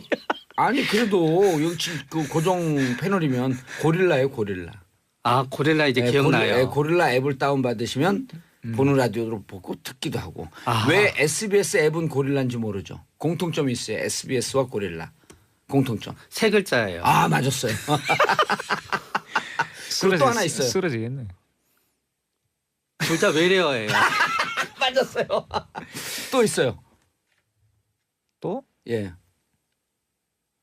옛날 SBS 마스코트가 그 이상한 그 날개 달린 아니 이렇게 복잡하게 생각하지 말고 날개 달린 둘 요정이었잖아요. 다 우리말로 표현해요. 맞네요. 썰렁해. 자, 여의도 미스터파 오늘 가져온 주제 뭐죠? 썰렁할 때 빨리 이거 깍깍 날기 전에. 오늘 휴가 증후군입니다. 휴가 증후군. 예, 사실 뭐 정말 단군이라 최대 휴가를 우리가 지금 즐겼는데 네. 이 휴가가 길어지면 그만큼 또 휴가 이후에 닥쳐오는 증후군이 있죠. 그럼 일상으로 돌아가는데 일상으로 돌아가기 힘들고 일하기 싫어지고 그래서 예상보다 훨씬 이제 연휴가 길었다라는 그런 느낌들이 있으면서 쉽게 말하면 이제 생활 리듬이 깨어져가 생기는 여러 가지 증후군이라고 볼 수 있고요. 예. 이게 이제 그걸 심각하게 들여다봐야 되나?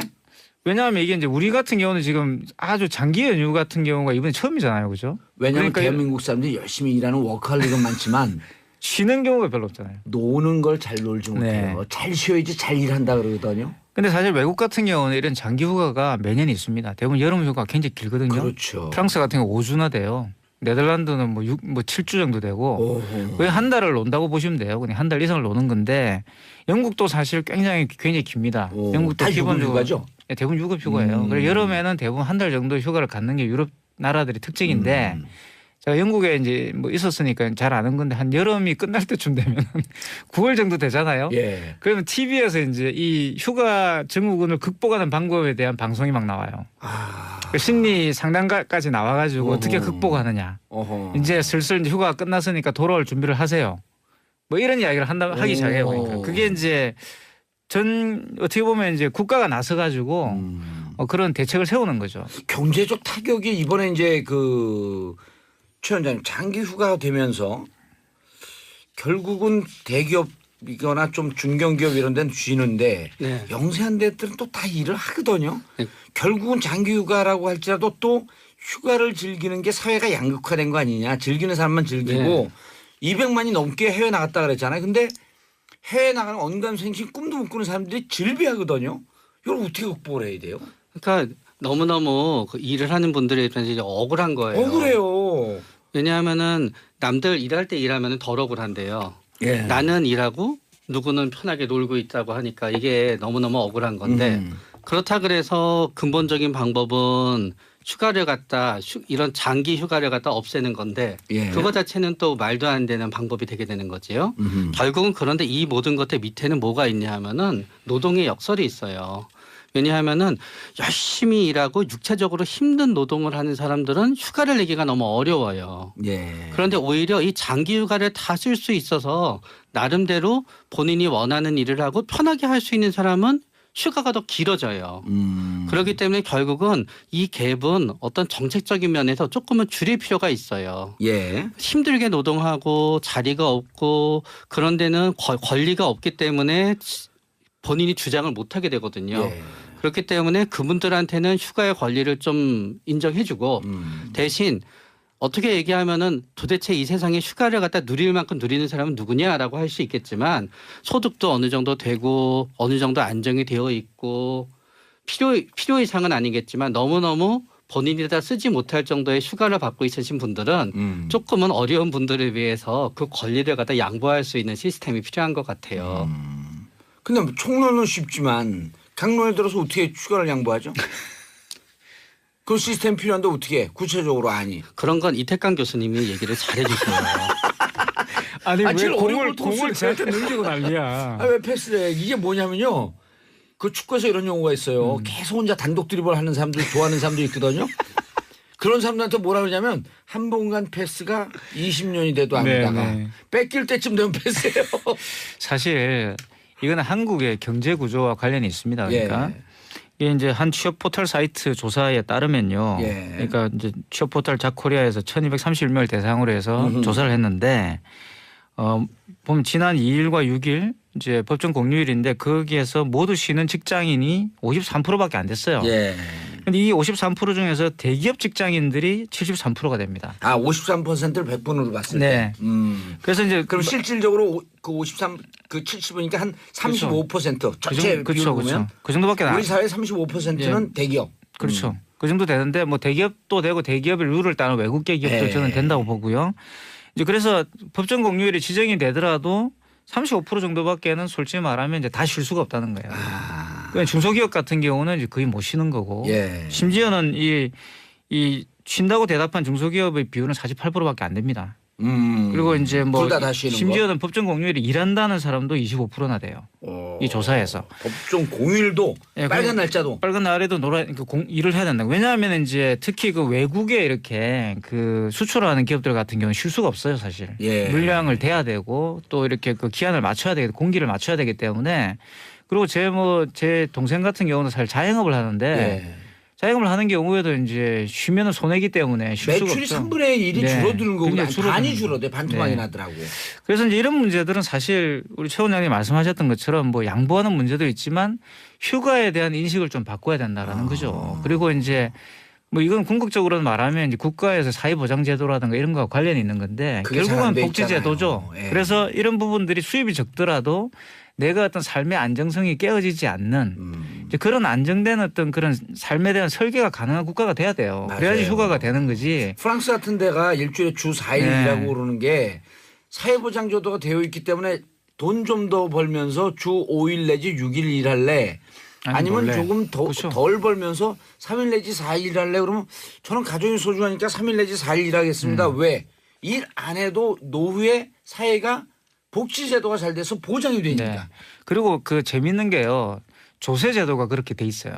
조세제도가 어중간하게 일을 더 많이 하면 세금을 더 많이 내도록 돼 있습니다. 그래서 굉장히 웃겨요. 그 제가 이제 영국에 있을 때 학생 때 제가 아르바이트를 했는데 어느 정도 길을 쓰고 있을 거 아니에요, 또. 21시간 이상을 일을 하게 되잖아요. 예. 그렇게 되면 세금을 더 많이 내게 됩니다. 아이고 이태광 교수님 좀 독종스러워서 예. 막 길을 쓰고 했을 거 아니에요. 열심히 일을 했는데 8%지도. 나중에 되니까 그러니까 21시간 일을 한 것보다 더 세금을 더 많이 내가지고 사실 예. 실질적으로 제가 수령하는 액수 적더라고요. 세금을 더 많이 내게 되는 거예요. 너 열심히 일했으니까 세금을 더 많이 내 이렇게 예. 된 거예요. 삶의 패러다임이 다른 거죠. 그 원래 이렇게 보면 우리 사회에서 좌빨스러운 분들은 구조적인 문제로 가고 정작 오늘 주제가 연휴 이후 증후군을 피하는 법이거든요. 맞아요. 근데 구조적인 문제로 갖고 사회 문제를 따지고 좌빨이 왜 좌빨인지 모르죠. 이게 여름에 그 아이스 커피 마시면은 가운데로 이렇게 빨아야 되는데 꼭 왼쪽으로 이렇게 빠는 사람도 있어요. 좌빨. 또 썰렁 개그였어. 그래서 휴가 증후군은 예. 이렇게 놓고 어떻게 보면은 피해요? 몇 가지 유형이 있어요. 예, 시스템 만들지 말고 피해 주세요 일단. 1번 유형은 음주 유형이에요. 술을 마신다고. 술 마시면은 이 충격이 점차 좀 범퍼링 되면서 줄어드니까. 그러니까 휴가 내내 술을 마시는 거예요. 아 휴가 내내. 휴가 내내 술을 이후 증후군을 피하는 법인데. 아니죠. 그러니까 문제는 뭔가 하면 휴가 내내 술을 마시고 예. 휴가가 되면서 낮에 마시던 술을 못 마시니까 예. 피곤하고 지치고 가슴이 떨리는 금단 증세가 오는 거예요. 그래가지고 그분은 사실은 휴가 증후군과 예. 본인의 알코올依전증을 헷갈리는 1번 유형이 있고요. 피하는 법 알려달랄 때 그러니까 증후군만이- 결국은 술을 너무 많이 마시면 안 돼요. 휴가 때. 휴가 때. 그래야지 이후에 이 네. 충격이 좀 최소화시킬 수 있다. 네. 2번 증후군은 뭔가 하면은 그 불면증 증후군인데요. 예. 인간의 시계에는 우리는 타임워치 같은 게 시계 안에 있어요. 자명종 같은 게. 매일 3시에 자던 사람이 오늘 1시에 자야지. 그래도 잠을 못 자요. 맞아요. 내 마음의 생체 네. 시계. 네. 그런 다음에 우리가 내 잠드는 시간은 내 일어나는 시간이 좌우가 돼요. 늦게 일어나면은 늦게 자게 되어 있어요. 근데 휴가 때 맨날 늦게 자지요. 점점 그렇죠. 늦게 자지요. 그러니까 휴가 첫날은 한 9시에 일어나고 열흘 휴가면 한 5일쯤 됐을 때는 12시에 일어나고 예. 거기다가 술도 먹으면은 1시, 2시에 일어나다가 보면은 딱 휴가가 끝나고 일을 하려고 하면 안 돼요. 그래서 이제 그런 경우에도 결국은 뭔가 하게 되면은 휴가 동안에도 자기 생체 리듬을 잘 조정을 하고 있어야 된다. 일어나는 시간은 어느 정도 지켜줘야 된다는 거죠. 그런데 반론이 있어요. 그렇게 긴장해갖고 살 거면 그게 뭔 휴가예요? 퍼질러서 살아야지 휴가지. 그것도 선택의 문제예요. 그렇게 해도 돼요. 그렇게 하고 예. 싶으면. 네.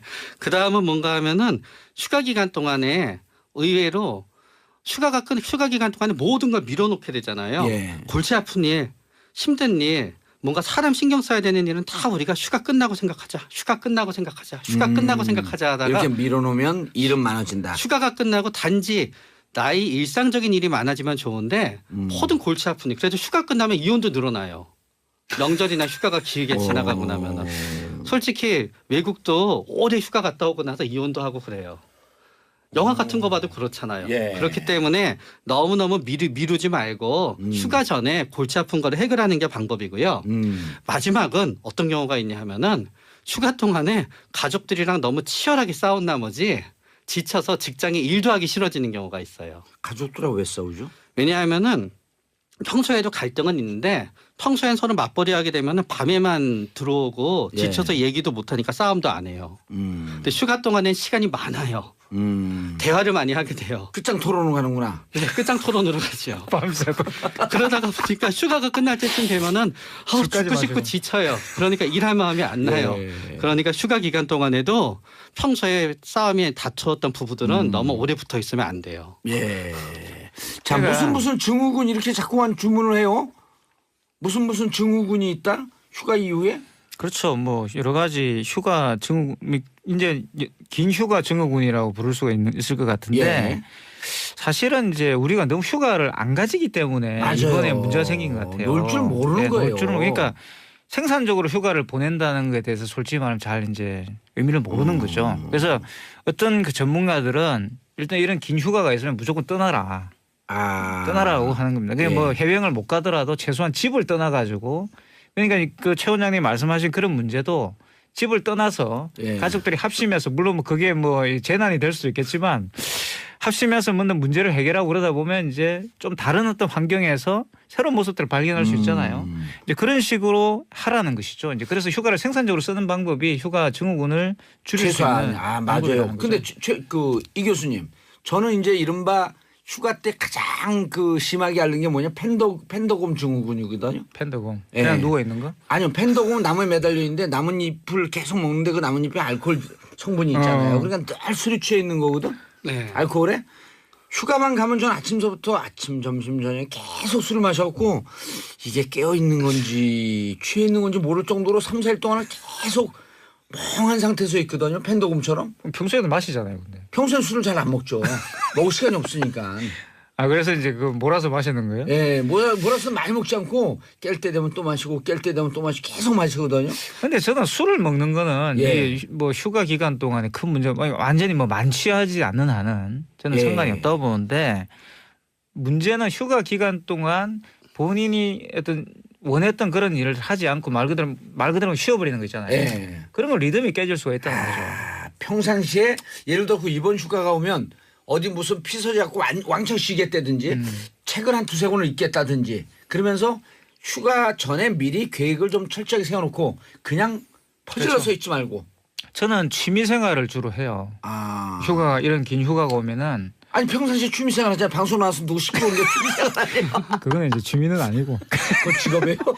뭐 본업 중에 하나죠. 자 지금 12시 가까우고 있는데요. 네. 예, 최민기 원장님 오전 근무 맞춰가고 있는데 아직도 오늘 첫 번째 근무 날 아니에요. 네. 그래서 그렇죠. 힘들죠. 아직도 휴가 증후에서 빠져나오지 못하고 있는 분들을 위한 팁 어떻게 생활해라. 사실은 근본적인 방법은 있는데 참 어려운데요. 예, 하루 더 쉬면 괜찮아요. 그런데 왜냐면은 제가 하루 더 쉬려고 부장님한테 하루만 더 쉬겠습니다. 연차 쓰겠습니다. 그러면 부장님이 그러죠. 그냥 쉬는 김에 푹 영원히 쉬세요. 집에 가서. 그런데 일단은 그 일 중에서 조금 일을 갖다 나누는 것도 도움이 돼요. 왜냐하면 일 중에서는 내가 좋아하는 일도 있고 싫어하는 일도 있는데 보통 휴가 갔다 오면 싫어하는 일부터 해결해야 된다고 그러거든요. 근데 일 자체에 익숙해져야 되니까 조금은 내가 좋아하는 일부터 시작해보는 것도 방법이 되고요. 또 일에는 수동적인 일과 굉장히 집중해야 되는 일이 있어요. 예. 그런데 멍할 때는 어차피 반복적으로 할 수 있는 수동적인 일을 갖다 해서 조금 리듬을 올린 리듬을 다음에 올려놓고 그 다음에 집중을 하는 게 낫고요. 창의적인 일, 네, 집중적인 일은 그 이후에 해라. 네. 근데 지금은 힘드시지만 이게 아까 제가 얘기하는 말 1번과 2번이 섞여 있을 거거든요. 네. 오후 한 4시쯤 되면은 틀림없이 컨디션을 찾으실 테니까요. 너무 걱정하지 마세요. 알겠습니다. 405님 아까 팬더 증후군이라는데 팬더가 아니라 코알라 증후군. 코알라네. 코알라 맞아요. 그 유칼리. 네, 근데 팬더하고 코알라하고 그 공통점이 뭔지 아세요? 나뭇잎을 좋아해요. 그래요? 둘 다 동물인데. 네. 종은 다를걸요 아마. 종은 들리죠. 자, 그래서 오후 4시쯤 되면 리듬 회복이 되니까 너무 그렇게 네. 리듬 회복하려고 기를 쓰고 노력하지 마라. 네, 보통 휴가 증후군이라 그러지만 예. 일반적인 휴가 증후군은 그냥 며칠 지나면 예. 일주일 지나면 틀림없이 좋아져요. 아니 그리고 이런 것도 이런 게 저는 만약 그렇게 되면 리듬을 찾기 위해서 점심을 먹어서 간단하게 한두 잔 정도의 반주를 하면 몸이 좀 릴렉스 되거든요. 그렇죠. 이건 도움이 돼야 안 돼요. 그거는 주유 본능인데요. 자동차가 기름이 떨어지면은 기름을 주유해야 되듯이 예. 술이 아예 떨어지면 술을 주유하는 건데요. 네. 아니 술을 먹으면 일단 긴장이 좀 풀어지고 몸이 나른해지면서 좀 릴렉스 되잖아요. 그래도 오늘은 오후 방송은 없으시지요? 있어요. 방금 녹화까지도 있어요. 방금 없다고 얘기하셨어야 돼요. 근데 아직은 안 드신 거잖아요. 예, 아니 저는 지금 오늘은 드시지 마시고. 저는 그 연휴 증후군이 없으니까 있는 분들 있는 분들을 위해서. 근데 그거는 왜 그런가 하면은 술 기운이 빠져나가면서 금단 증세가 있기 때문에 약한 술이 들어가면은 본인이 굉장히 편해지는 거예요. 그래서 그게 약한 술, 그게 해장술의 원리예요. 예. 그런데 그러면 다행인데 문제는 거기에서 폭탄주로 넘어가게 되는 일이 비일비재하거든요. 예. 그래서 본인이 딱 조절할 수 있으면 나쁘지 않지만 조절하는 사람은 거의 없기 때문에 하지 않도록 권해드리고 싶어요. 예. 오선영님 지금 뒷목도 아프고 졸리고 힘드네요. 예, 점심에 그 식사 간단한 또 오늘 같은 날 식사 많이 하면 별로 도움도 안 되잖아요.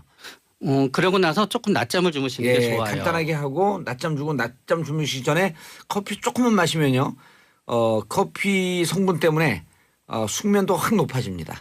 그래, 그거는 커피에 설탕이 들어가는 걸 먹으면 그렇고요. 커피만 마시면은 낮잠 자고 나서 마시는 게 돈은 덜 아까워요. 알겠습니다. 125님 우리 신랑은 공공청소업체 다니는데 1년에 딱 추석 이틀, 설 이틀, 여름 휴가 연차로 3일 그리고 땡 없어요. 연차 쓰고 싶어도 눈치 보여 못 쉬어요. 이런 데가 정말 문제인데. 네, 이거는 너무너무 속상한 일이지요. 그렇기 때문에 결국은 근로 조건이 나쁜 나라일수록 휴가 증후군도 더 심해요.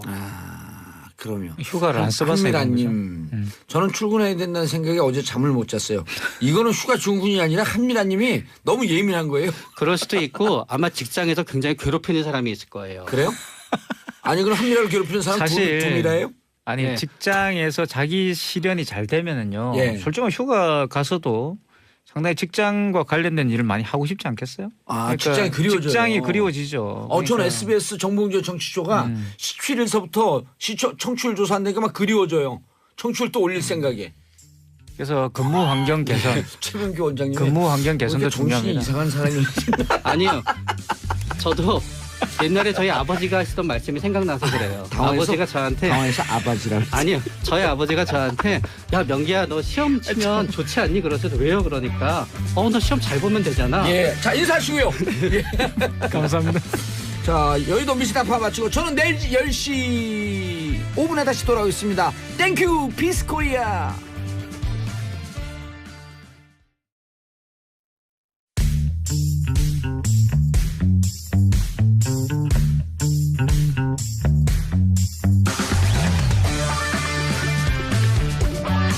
정봉주의 정치 쇼.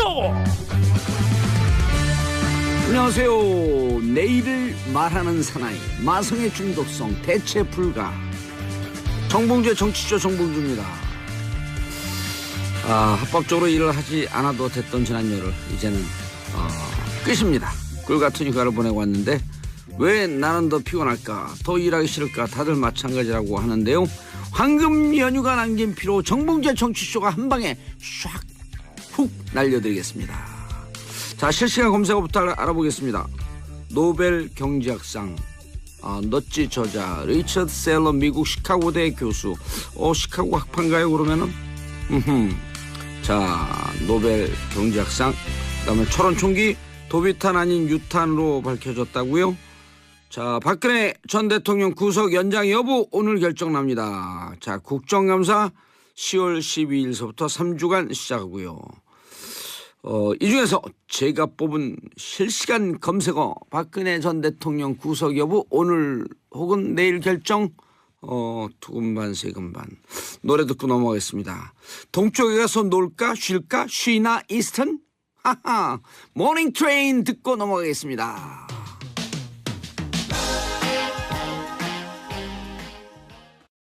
정봉주의 정치쇼 1부 들어가겠습니다. 이름하여 원포인트 뉴스. 강사들 중에 원포인트 레슨을 잘하는 강사가 최고의 강사예요. 그래서 원포인트 뉴스를 잘하는 기자가 최고의 기자다. 그러니까 노벨 언론인상은 없지만 네.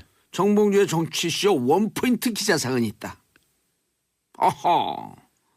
자, 미디어 오늘 정상근 기자님 오셨습니다. 네, 안녕하십니까. 미디어 오늘 정상근 기자입니다. 예, 원포인트 기자상 있다는 게 바짝 쫄아요. 예, 그 추석에 먹었던 게 지금 얹히네요. 근데 몸이 워낙 컸고 쫄리지도 않아 이게. 예, 그렇죠. 네, 아직 멀었습니다. 예, 다른 사람은 넉넉한 추리닝 입고 왔는데 오늘 정상근 기자는 네. 넉넉한 추리닝이 쫄티 같아. 예, 이미 몸이 커서 네. 예, 큰 차이는 안 나요. 예, 우리가 이렇게 아재 개그 하는 동안 국민들은 몸소리를 칩니다. 네. 트럼프가 전쟁 얘기할 때마다 국민들은 몸소리 친다고 한강 작가가 얘기했죠. 예, 뉴욕타임즈 기고가 화제가 됐죠. 그렇죠. 우리가 이렇게 아재 개그할 때 청취자들은 몸소리를 칩니다. 왜냐? 중독성 때문에. 네, 저도 몸소리를 치고 있습니다.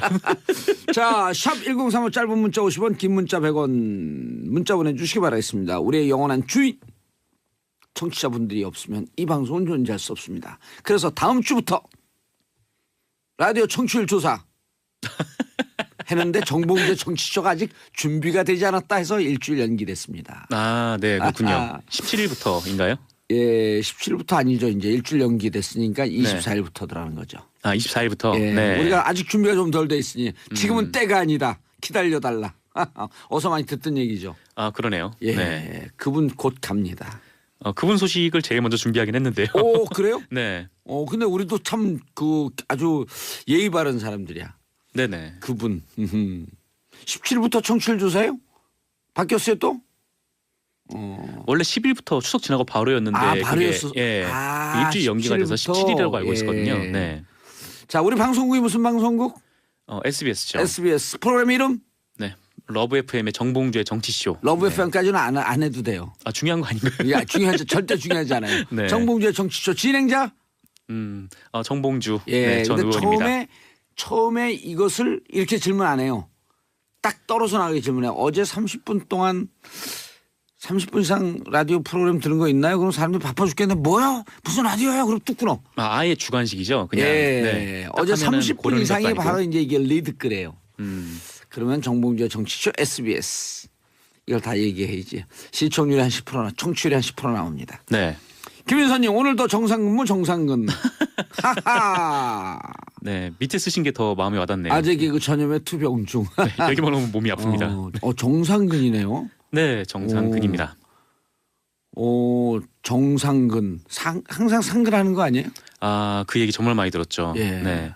군대 있을 때는 선임들이 자꾸 퇴근하라고 네, 욕을 하고 네, 자, 그랬었습니다. 헛소리 말고 첫 번째 뉴스 들어가려네요. 벌써 시간이 이렇게 됐네요 또.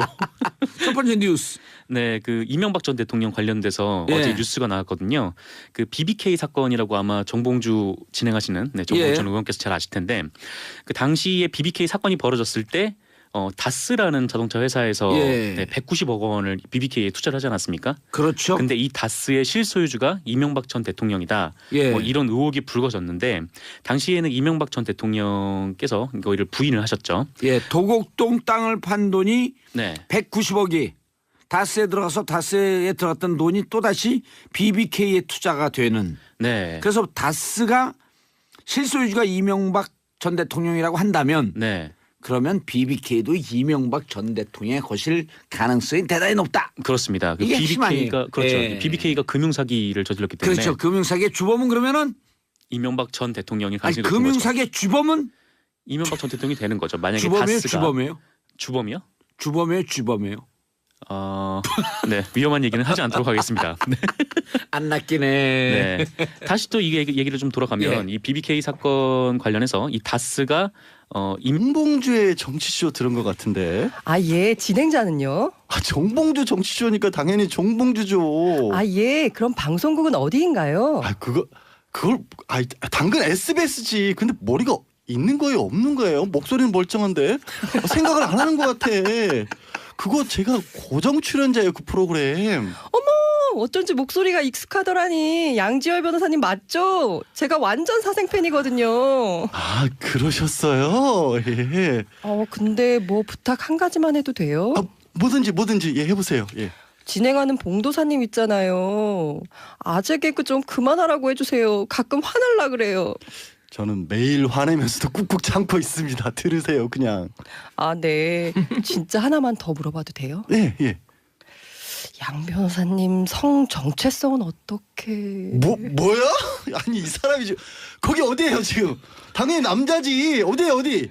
이 양반이 지금. 전 진짜 여자분이 억지로 남자 흉내를 내는 줄 알았거든요. 감사합니다. 끊어요, 빨리. 야, 두 분 성우 데뷔해야겠어. 오랜만에 오자마자 이런 거 시키십니까? 혼을 담았습니다. 아, 진짜 혼을 담은 것 같아요. 네. 그러니까 아주 자신이 출연하는 프로그램이 청취율을 높이기 위해서 두 분 진짜. 아니 방청객도 수고하셨어요, 최민희 의원님. 근데 이게요, 누가 이거 썼는지 아시죠? 누가 쓰셨어요? 누가 썼을까요? 극본 정봉주. 연출 정봉주. 어제 새벽 3시에 썼습니다. 오. 하루에 몇 시간 주무시나? 하루에 날마다 자죠, 그냥. 잠 날마다 자니까 습관이 됐고 날마다 자요. 이거 하지 말라는 거였죠. 근데 우리가 웃을 수 없는 기사 떴어요. 예. 양 변호사님. 예. 가져오신 기사. 사실 지난번에 안타깝게도 군에서 그러니까 공사를 마치고 사격장 근처를 지나가던 사병 한 분이 머리에 이제 총탄이 갑작스럽게 날라와서 사망하는 그런 사건이 있었지 않습니까? 처음에는 군대에서는 이게 도비탄이다. 그러니까 뭐냐면 사격장에서 직접 총알이 날아온 게 아니라 사격장을 벗어난 총알이 어디 딱딱한 데 부딪히면서 휘는 바람에 정말 우연의 사고가 일어난 것이다라고 그렇게 발표를 처음엔 했었어요. 근데 그게 아니라 유탄인 걸로 상탄이라고 군대에서는 표현하거든요. 사격장을 상탄. 사격장을 넘어와서 정말 안타깝게 넘어와서 그 총알이 직접 이 병사의 머리를 맞춘 걸로 그렇게 이제 공식 발표를 했습니다. 어떻게 넘어올 수가 있나요? 그러니까 사격장 그게 정말 말도 안 되는데요. 네. 사격장 구조를 살펴보니까 한 총구가 정상적인 각도에서 3도 이상만 위로 올려지면 사격장을 넘을 수 있는 정도 구조였던 거예요. 그렇게 낮은 거예요? 근데 예, 그 소총 지금 사격장에서 군에서 사용하고 있는 게 그 뭐라고 해야 돼 반동이 굉장히 크거든요. 이제 군대 다녀오신 남자분들은 다 알겠지만 사실 3도 정도 튀는 거는 너무 정말 쉽게 일어날 수 있는 일이라서 이걸 막상 열어놓고 보니까 저도 이 뉴스를 보니까 너무 황당했던 게 사실은 전쟁터에 저쪽에서 전투를 하고 있는데 그 옆으로 병사가 지나간 거나 마찬가지 상황이었던 겁니다. 군대에서 안전 불감증이 가져온 사고네요. 그러면.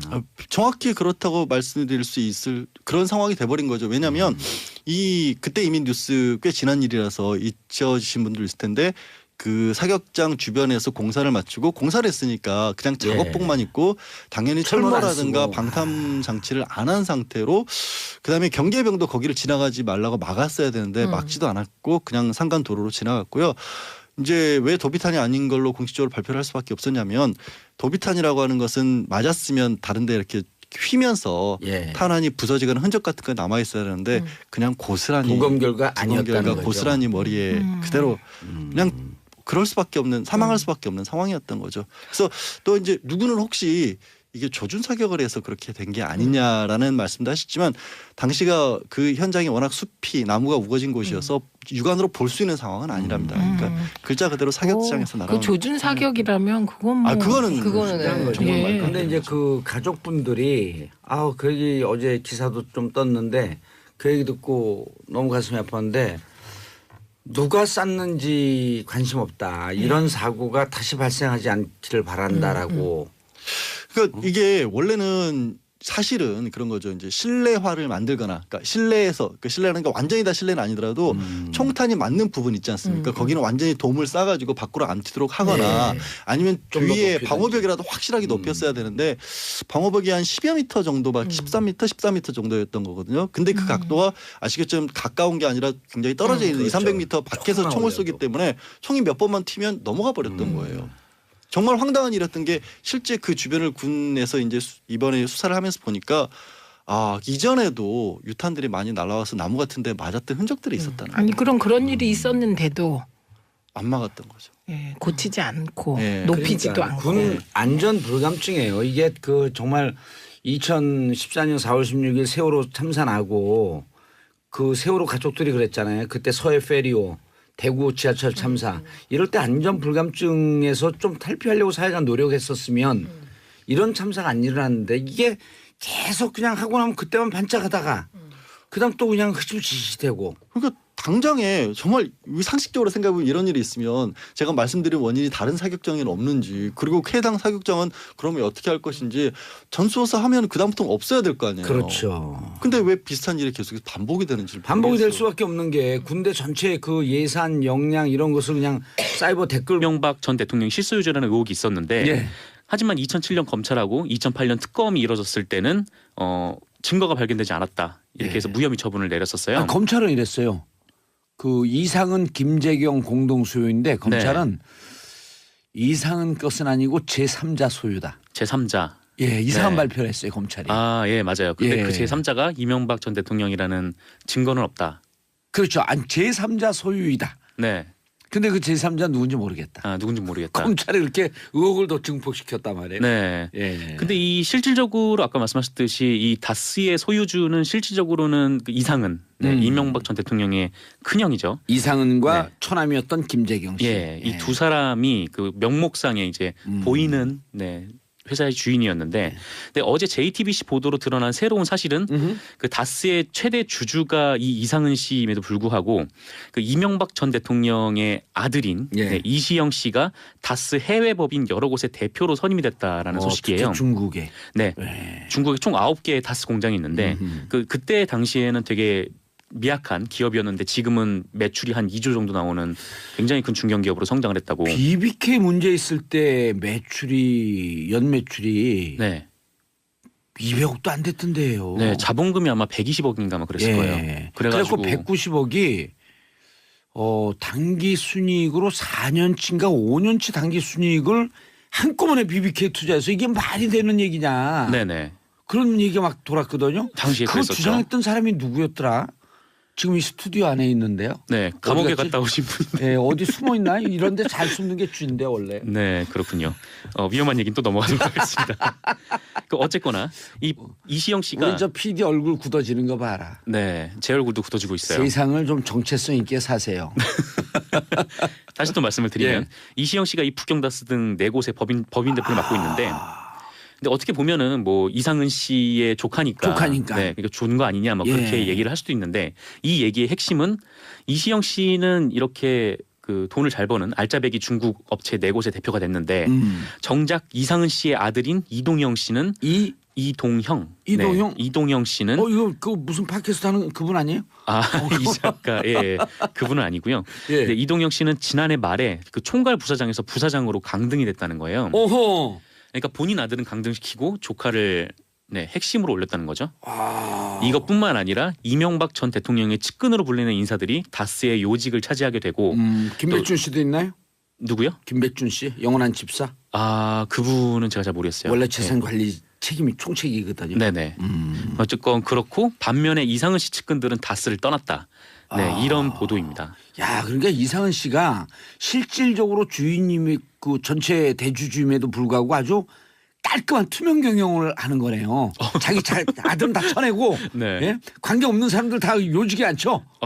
그렇죠. 노블리스 오브리제. 예, 노블리스 오브리제. 네, 난데없이 실천하게 되는. 예, 그런데 이 법인의 대표가 바뀌는 거는 네.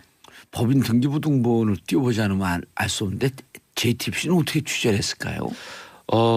그러게요. 뭐 어디 굉장히 좀 중요한 곳에서 뭐 이렇게 취재 소스를 들은 것 같은데 어딘지 잘 모르겠습니다. 우리는 이것을 저와 이걸 취재하고 있는 몇몇 기자들은 알고 있었거든요. 네. 그래서 이것을 언젠가 이게 어느 언론사에서 터지긴 터지겠구나. 왜냐면 우리가 이걸 좀 쓸 이유가 없었거든요. 네. 야, JTBC 놀라워요. 네. 요새 뭐 대단한 발군의 취재력을 보여주고 있죠. 네. 정보팀이 있나? 정보보고팀이? 그건 잘 모르겠습니다. 예. 알겠습니다. 다음 아이템 노벨경제학상. 예, 노벨경제학상 수상자가 발표가 됐는데. 그럼 다스나 이렇게 되면 BBK 진실도 곧 나오겠네요. 네, BBK에서 좀처럼 잘 못 벗어나시네요. 예. 벗어나고 싶은 국민들이 별로 없어요. 그럼요. 진실이 좀 규명이 돼야 되니까. 피해자가 많았잖아요. 70% 이상은 진실이 규명되길 바란다. 네. 예. 자, 다음 아이템 노벨경제학상. 예, 노벨경제학상 수상자가 발표가 됐는데요. 그 행동경제학의 창시자로 불리는 리차드 세일러, 미국 시카고대 교수가 선정이 됐습니다. 이 행동경제학 쪽으로 베스트셀러가 된 책이 있어요. 이게 넛지라는 책인데 이 책의 작가기도 하고요. 예, 무슨 내용인가요, 주로? 그러니까 넛지라는 것이 그러니까 팔꿈치로 이렇게 푹 찌른다 뭐 이런 의미인데 그러니까 소비자들이 그 생각보다 이렇게 현명하진 않다. 그렇기 때문에 어떤 심리학적인 요소를 동원을 해서 이 사람들의 소비를 유도를 해야 된다라는 것이 이 넛지라는 책의 골자라고 합니다. 근데 이 넛지라는 이론이 굉장히 우리 사회에 되게 가까운 곳에 있었어요. 어떤 거냐면은 그 변기 남자 화장실 변기에 보시면 그 소변기에 보면은 파리 그림이 있잖아요. 요 파리 그림이 넛지 효과라고 합니다. 네. 왜냐면은 무슨 의미죠? 그러니까 화장실에서 소변을 볼 때 이 어떤 포인트, 그러니까 일종의 뭐 조준할 곳 하여튼 그런 곳을 딱 파리 그림을 딱 그려놓으니까 사람들이 심리적으로 그곳에 다 소변을 넣는다는 거예요. 그래서 주변에 튀는 소변의 양이 한 80% 정도가 줄어들었다고 합니다. 오, 그래요? 네. 저는 반바지를 입고 어느 지점이 제일 소변이 많이 튀는지 실험을 해보거든요. 반바지. 그래서 물이 튀는 걸 느끼니까. 본인의 몸을. 예. 반바지를. 근데 그렇게 정면에 발사할 때 많이 튀겨서 사이드에 그 탄력이 좀 마찰이 적은 사이드에다 이렇게 발사를 하거든요. 그런 분들도 계시죠. 근데 뭐랄까 뭐 그렇게 하면은 뭐 튀는 분들도 계시나 봅니다. 무심코 하는 분들이 더 많기 때문에 하나의 조준점을 줘서 그렇죠. 그 의미 있는 건데요. 똑같은 캠페인을 하더라도 인간의 심리학을 이용하면 굉장히 큰 효과를 거둘 수 있다는 거예요. 근데 그거를 정상근 기자가 남성 소변기를 예를 든 것은 양성평등적 사고가 없는 거 아니에요? 여성분들은 이해 못해요, 이 얘기하면. 이게 가장 대표적인 네, 효과를 본 사례이기 때문에. 이 세일러가 그 주장을 했어요? 대표적인 사례다 이게? 뭐 세일러가 그런 주장을 했는지 모르겠지만 어쨌건 이 사람의 이론에 맞춰서 그래도 준비를 한 것으로 알고 여성들도 있습니다. 이해할 수 있는 이 사례를 들어야지 이건 너무 불평등한 건데. 네, 그럼 그런 것도 하나 좀 들어볼게요. 예, 지금, 어떤 게 있어요? 네, 미국 미네소타에서 그 세금 체납 문제를 해결하려고 캠페인 구호를 2가지를 준비를 했다고 해요. 그러니까 첫 번째는 세금을 내지 않으면 처벌받습니다. 두 번째는 미네소타 주민 90%가 납부를 완료했습니다. 자, 후자구나. 후자가 더 체납률이 많이 줄어들었다고 합니다. 그래갖고 사람들이 그 군중심리. 마치 내가 이거 내지 않으면 미네소타 주민이 아닌 것처럼. 그렇죠. 네. 뭐 처벌 받는 것보다는 어쨌건 이런 심리학적으로 뭐 이렇게 공동체에서 좀 벗어나 있는 그런 뭐랄까 좀 공포랄까요? 좀 그런 거를 이용한 캠페인 사례라고 하네요. 그리고 이게 은근히 그 소비자들도 사회적 일 구성원임을 또 강조하면서 공적인 책무감을 강조하는. 의미가 있는데요. 네, 굉장히 뭐 중요한 이론인데 이것이 이제 행동경제학의 일종의 창시라고 해서 어쨌건 이분이 처음으로 이제 노벨경제학상을 받게 된 겁니다. 알겠습니다. 다음 뉴스 뭐가 있죠? 다음 뉴스는 자유한국당 홍준표 대표가 문재인 정부에서 정치 사찰을 당했다 이렇게 주장을 했는데요. 그러니까 문재인 정부 하에 수사기관에서 자신의 수행원의 통신을 조회를 했다 이렇게 밝혔다는 겁니다. 그거는 뭐 할 수 있는데요.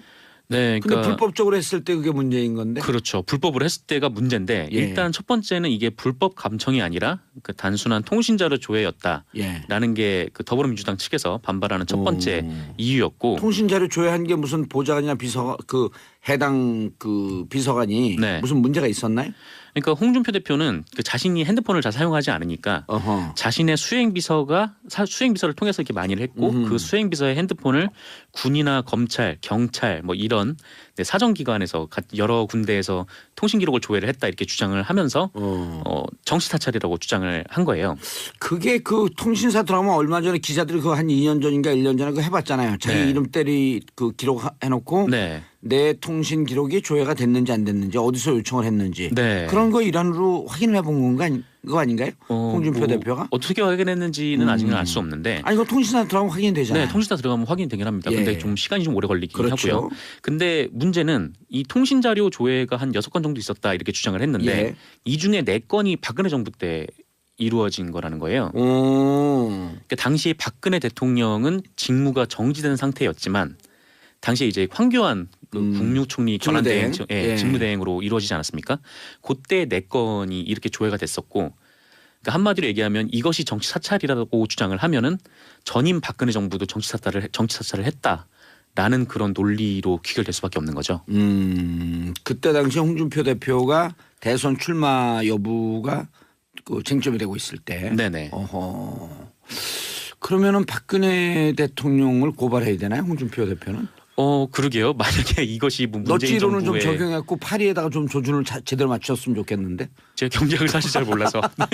파리에 조준을 해야죠. 왜 엄한 벌에다가 조준을 하죠? 그러게요. 어쨌거나 문재인 정부에서 정치 사찰을 당했다면 박근혜 정부까지도 올라가야 되는 문제인 셈이죠. 알겠습니다. 이제 퇴근하시고요. 정상근 기자님. 네, 감사합니다. 인사하시고요. 네, 감사했습니다. 저는 광고 듣고 2부에 돌아오겠습니다. 채널 고정하소서.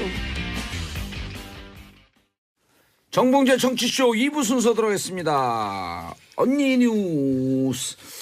명절 때 언니 뉴스 참 발군의 활약을 보였습니다. 명절 풍속도를 얘기하는데 많은 분들이 너무 짧게 얘기했다. 표정이 왜 저런지 아시죠? 왜요? 소개하기 전에 들어오지 마시라 그랬죠? 네. 자, 여성의 시각, 엄마 언니 시선으로. 제가 넛지 리차드 세일러 소개할 때 그 남성 변기에 그 파리 얘기를 하길래 여성들은 잘 모르잖아요. 왜 그런 예를 드냐, 이게 양성평등적 사고에 이게 위배되는 것이다. 그러니까 정상근 기자가 상근하지 않고 퇴근했어요.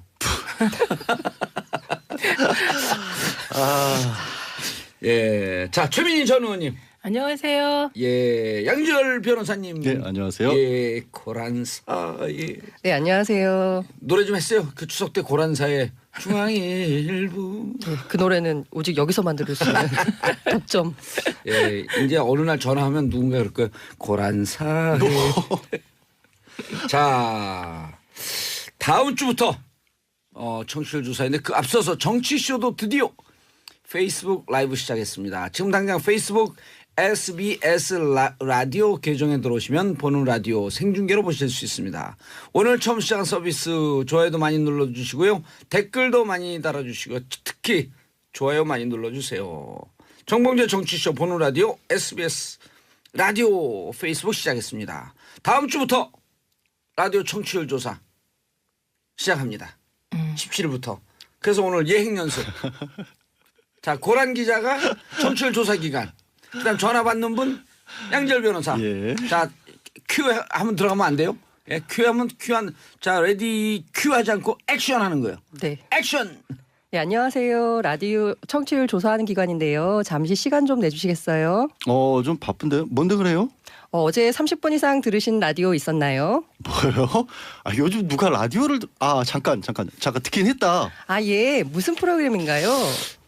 댓글 하는 데다가 그 투여하고. 그러니까요. 실제 그런 거예요. 왜냐면 그런 게 네. 그렇게 군이 자기의 본분을 다하지 않는 것이 위험성이 이런 데 터지는 거예요. 그러니까 엄한 데 신경 쓰고 있었던 거거든요. 4조 원이 들어가는데 담벼락 하나를 설치를 못했다는 얘기잖아요. 쉽게 말해서. 그리고 처음에 군에서 발표하기에 이게 도비탄이다라고 그냥 아예 조사도 안 하고 도비탄이다라고 발표를 해버렸잖아요. 그거 보면 그 안에 행간의 의미는 책임 안 지려고 그렇죠. 면피하려고 하는. 그러니까 지금 이거는 이분이 사망에까지 이르렀기 때문에 이렇게 지금 문제가 되고 이슈가 되고 있지만 만약에 경미한 사고라고 표현하기 좀 그렇지만 뭐 다리를 맞았다든가 총기 사고는 경미하지 않아요. 그냥 불구예요. 그냥 불구. 네. 어쨌든 간에 이런 사망까지 이런 사고가 그간 없었겠냐는 약간 의문이거든요. 아마 그리고 사고 나면 그냥 다 의문사로 덮어버리고. 그렇죠. 지금 연간 군에서 죽는 그 장병 친구들이 군 복무 중 사망하는 군인들이 연간 한 100여 명 되거든요. 예. 물론 그 가운데는 뭔가 자살로 죽는 분들이 한 70여 명 돼서 대부분을 차지하긴 하지만 이렇게 사고로 죽는 분들도 매년 있다는 거거든요. 30여 명이면 거의 뭐 그래서 문재인 정부에서 군 개혁 중에 군 사법 체제의 개편. 그러니까 이런 거거든요. 경찰이 사고를 치면요. 경찰 법원에서 재판 받나요? 군만 유일하게 군 법원에서 재판을 그렇죠. 받아요. 그리고 군 판사 양쪽에 좌우 배석 판사 있고 가운데 재판장은 법률을 전혀 모르는 그냥 군인. 군인이에요. 그리고 그분은 마구 감경해 줄 수 있는 요즘은 이제 그게 좀 바뀌긴 했지만 사회에서 예를 들어 간단하게 얘기해서 사회에서 두 친구가 술 먹고 하나는 군인 하나는 민간인인데 한 사람을 때려갖고 사망에 이르게 해요. 그런 사회에 있는 친구는 과실치사라고 해도 뭐 한 10년 12년 형을 받는데 군에 있는 친구는요 5년 이하로 감경할 수 있는 여러 가지 제도가 있어요.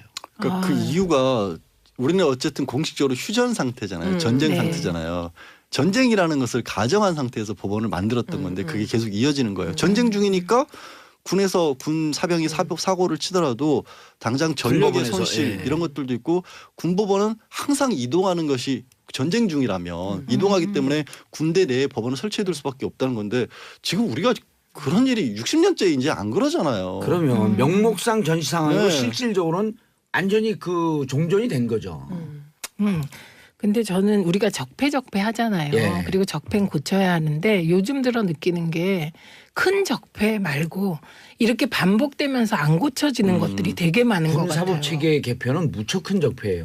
아니, 왜냐하면 맞고 이렇게 그 군 가해자 군 폭행이 줄어들지 않는 게 해봐야 크게 처벌 안 받아요 상관들이. 그러니까 반복되는 것들. 지금 우리가 얘기하는 게 지금 이 도비탄이라고 얘기하고 은폐하기 위해서 혹은 책임을 피하기 위해서 그리고 의문사로 덮어버리고 그렇게 덮고 이런 것들 있잖아요. 이런 행태 이건 어떻게 바꿔야 돼요? 그 답은 알고 있잖아요. 지금도 예를 들어서 딱 나온 것처럼 군법원 같은 경우에는 외부에서 관여할 수 있는 제도로 바꿔야 한다. 그냥 일반 법원에서 일반 재판받으면 법원으로 돼요. 하면 된다. 그리고 일반 검찰이나 들어가고 수사할 수 있게끔 하고. 그러니까 뭐든지 그런 것 같아요. 지금 문제가 되는 곳들을 보면요. 그 조직 내부에 들어가서 수사할 수 없고 외부의 관여가 없는 곳들이 항상 문제로 지적돼요. 네. 대표적인 게 검찰 법원 같은 경우도 공수처를 우리가 왜 만들려고 하냐. 자기네들끼리 있으니까 안 되겠더라. 외부에서 볼 수 있도록 하다. 국정원 지금 적폐청산을 그래서 어쩔 수 없이 이게 두 개로 나눠서 한쪽은 외부 인사들이 들어와서 시스템을 보고 그렇죠. 한쪽은 내부에서 문제점은 국정원 기존 직원들이 보되 파견된 검사를 통해서 보고 바깥에서 들여다볼 수 있는 제도를 만들지 않으면 언제든지 다 안 없어져요. 김광진 의원이요. 예. 그 페북에 뭘 올렸다고요. 보니까 거기에 군대에도 국정원 적폐청산 TF 같은 그런 군 개혁위원회가 떴더라고요. 지금 만들고 있어요. 네, 그러니까 경찰도 있고 다 만들어져 여기가 있죠. 그 조직에서 예. 지금 이 군 사법 체계를 포함한 거 다 점검하는 거죠. 네, 그렇습니다. 그래서 최근에 이제 댓글이 문제가 됐던 기무사 같은 경우에도 기무사 1차는 국내 정치를 사찰을 했던 의혹이 있기 때문에 아예 해체하는 그런 수순을 밟았는데 군법원 문제는 다 단적으로 정말 법조인들은 다 같이 지적을 하는 게 군법원 문제예요. 예. 왜냐하면 그전에는 사법연수원 출신들이 군대 대신 2, 3년 갔다 오는 네. 데였거든요.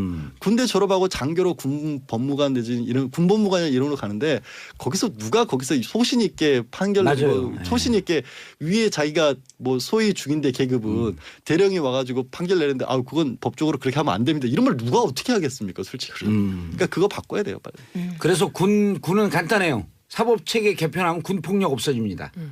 그래서 일반 검찰이나 일반 경찰 들어서 수사하는 거예요. 군 그 지휘관의 협조를 얻어갖고. 두 번째, 항시 군대 폭행이 있으면 이거는 사고가 난 이후의 처리거든요.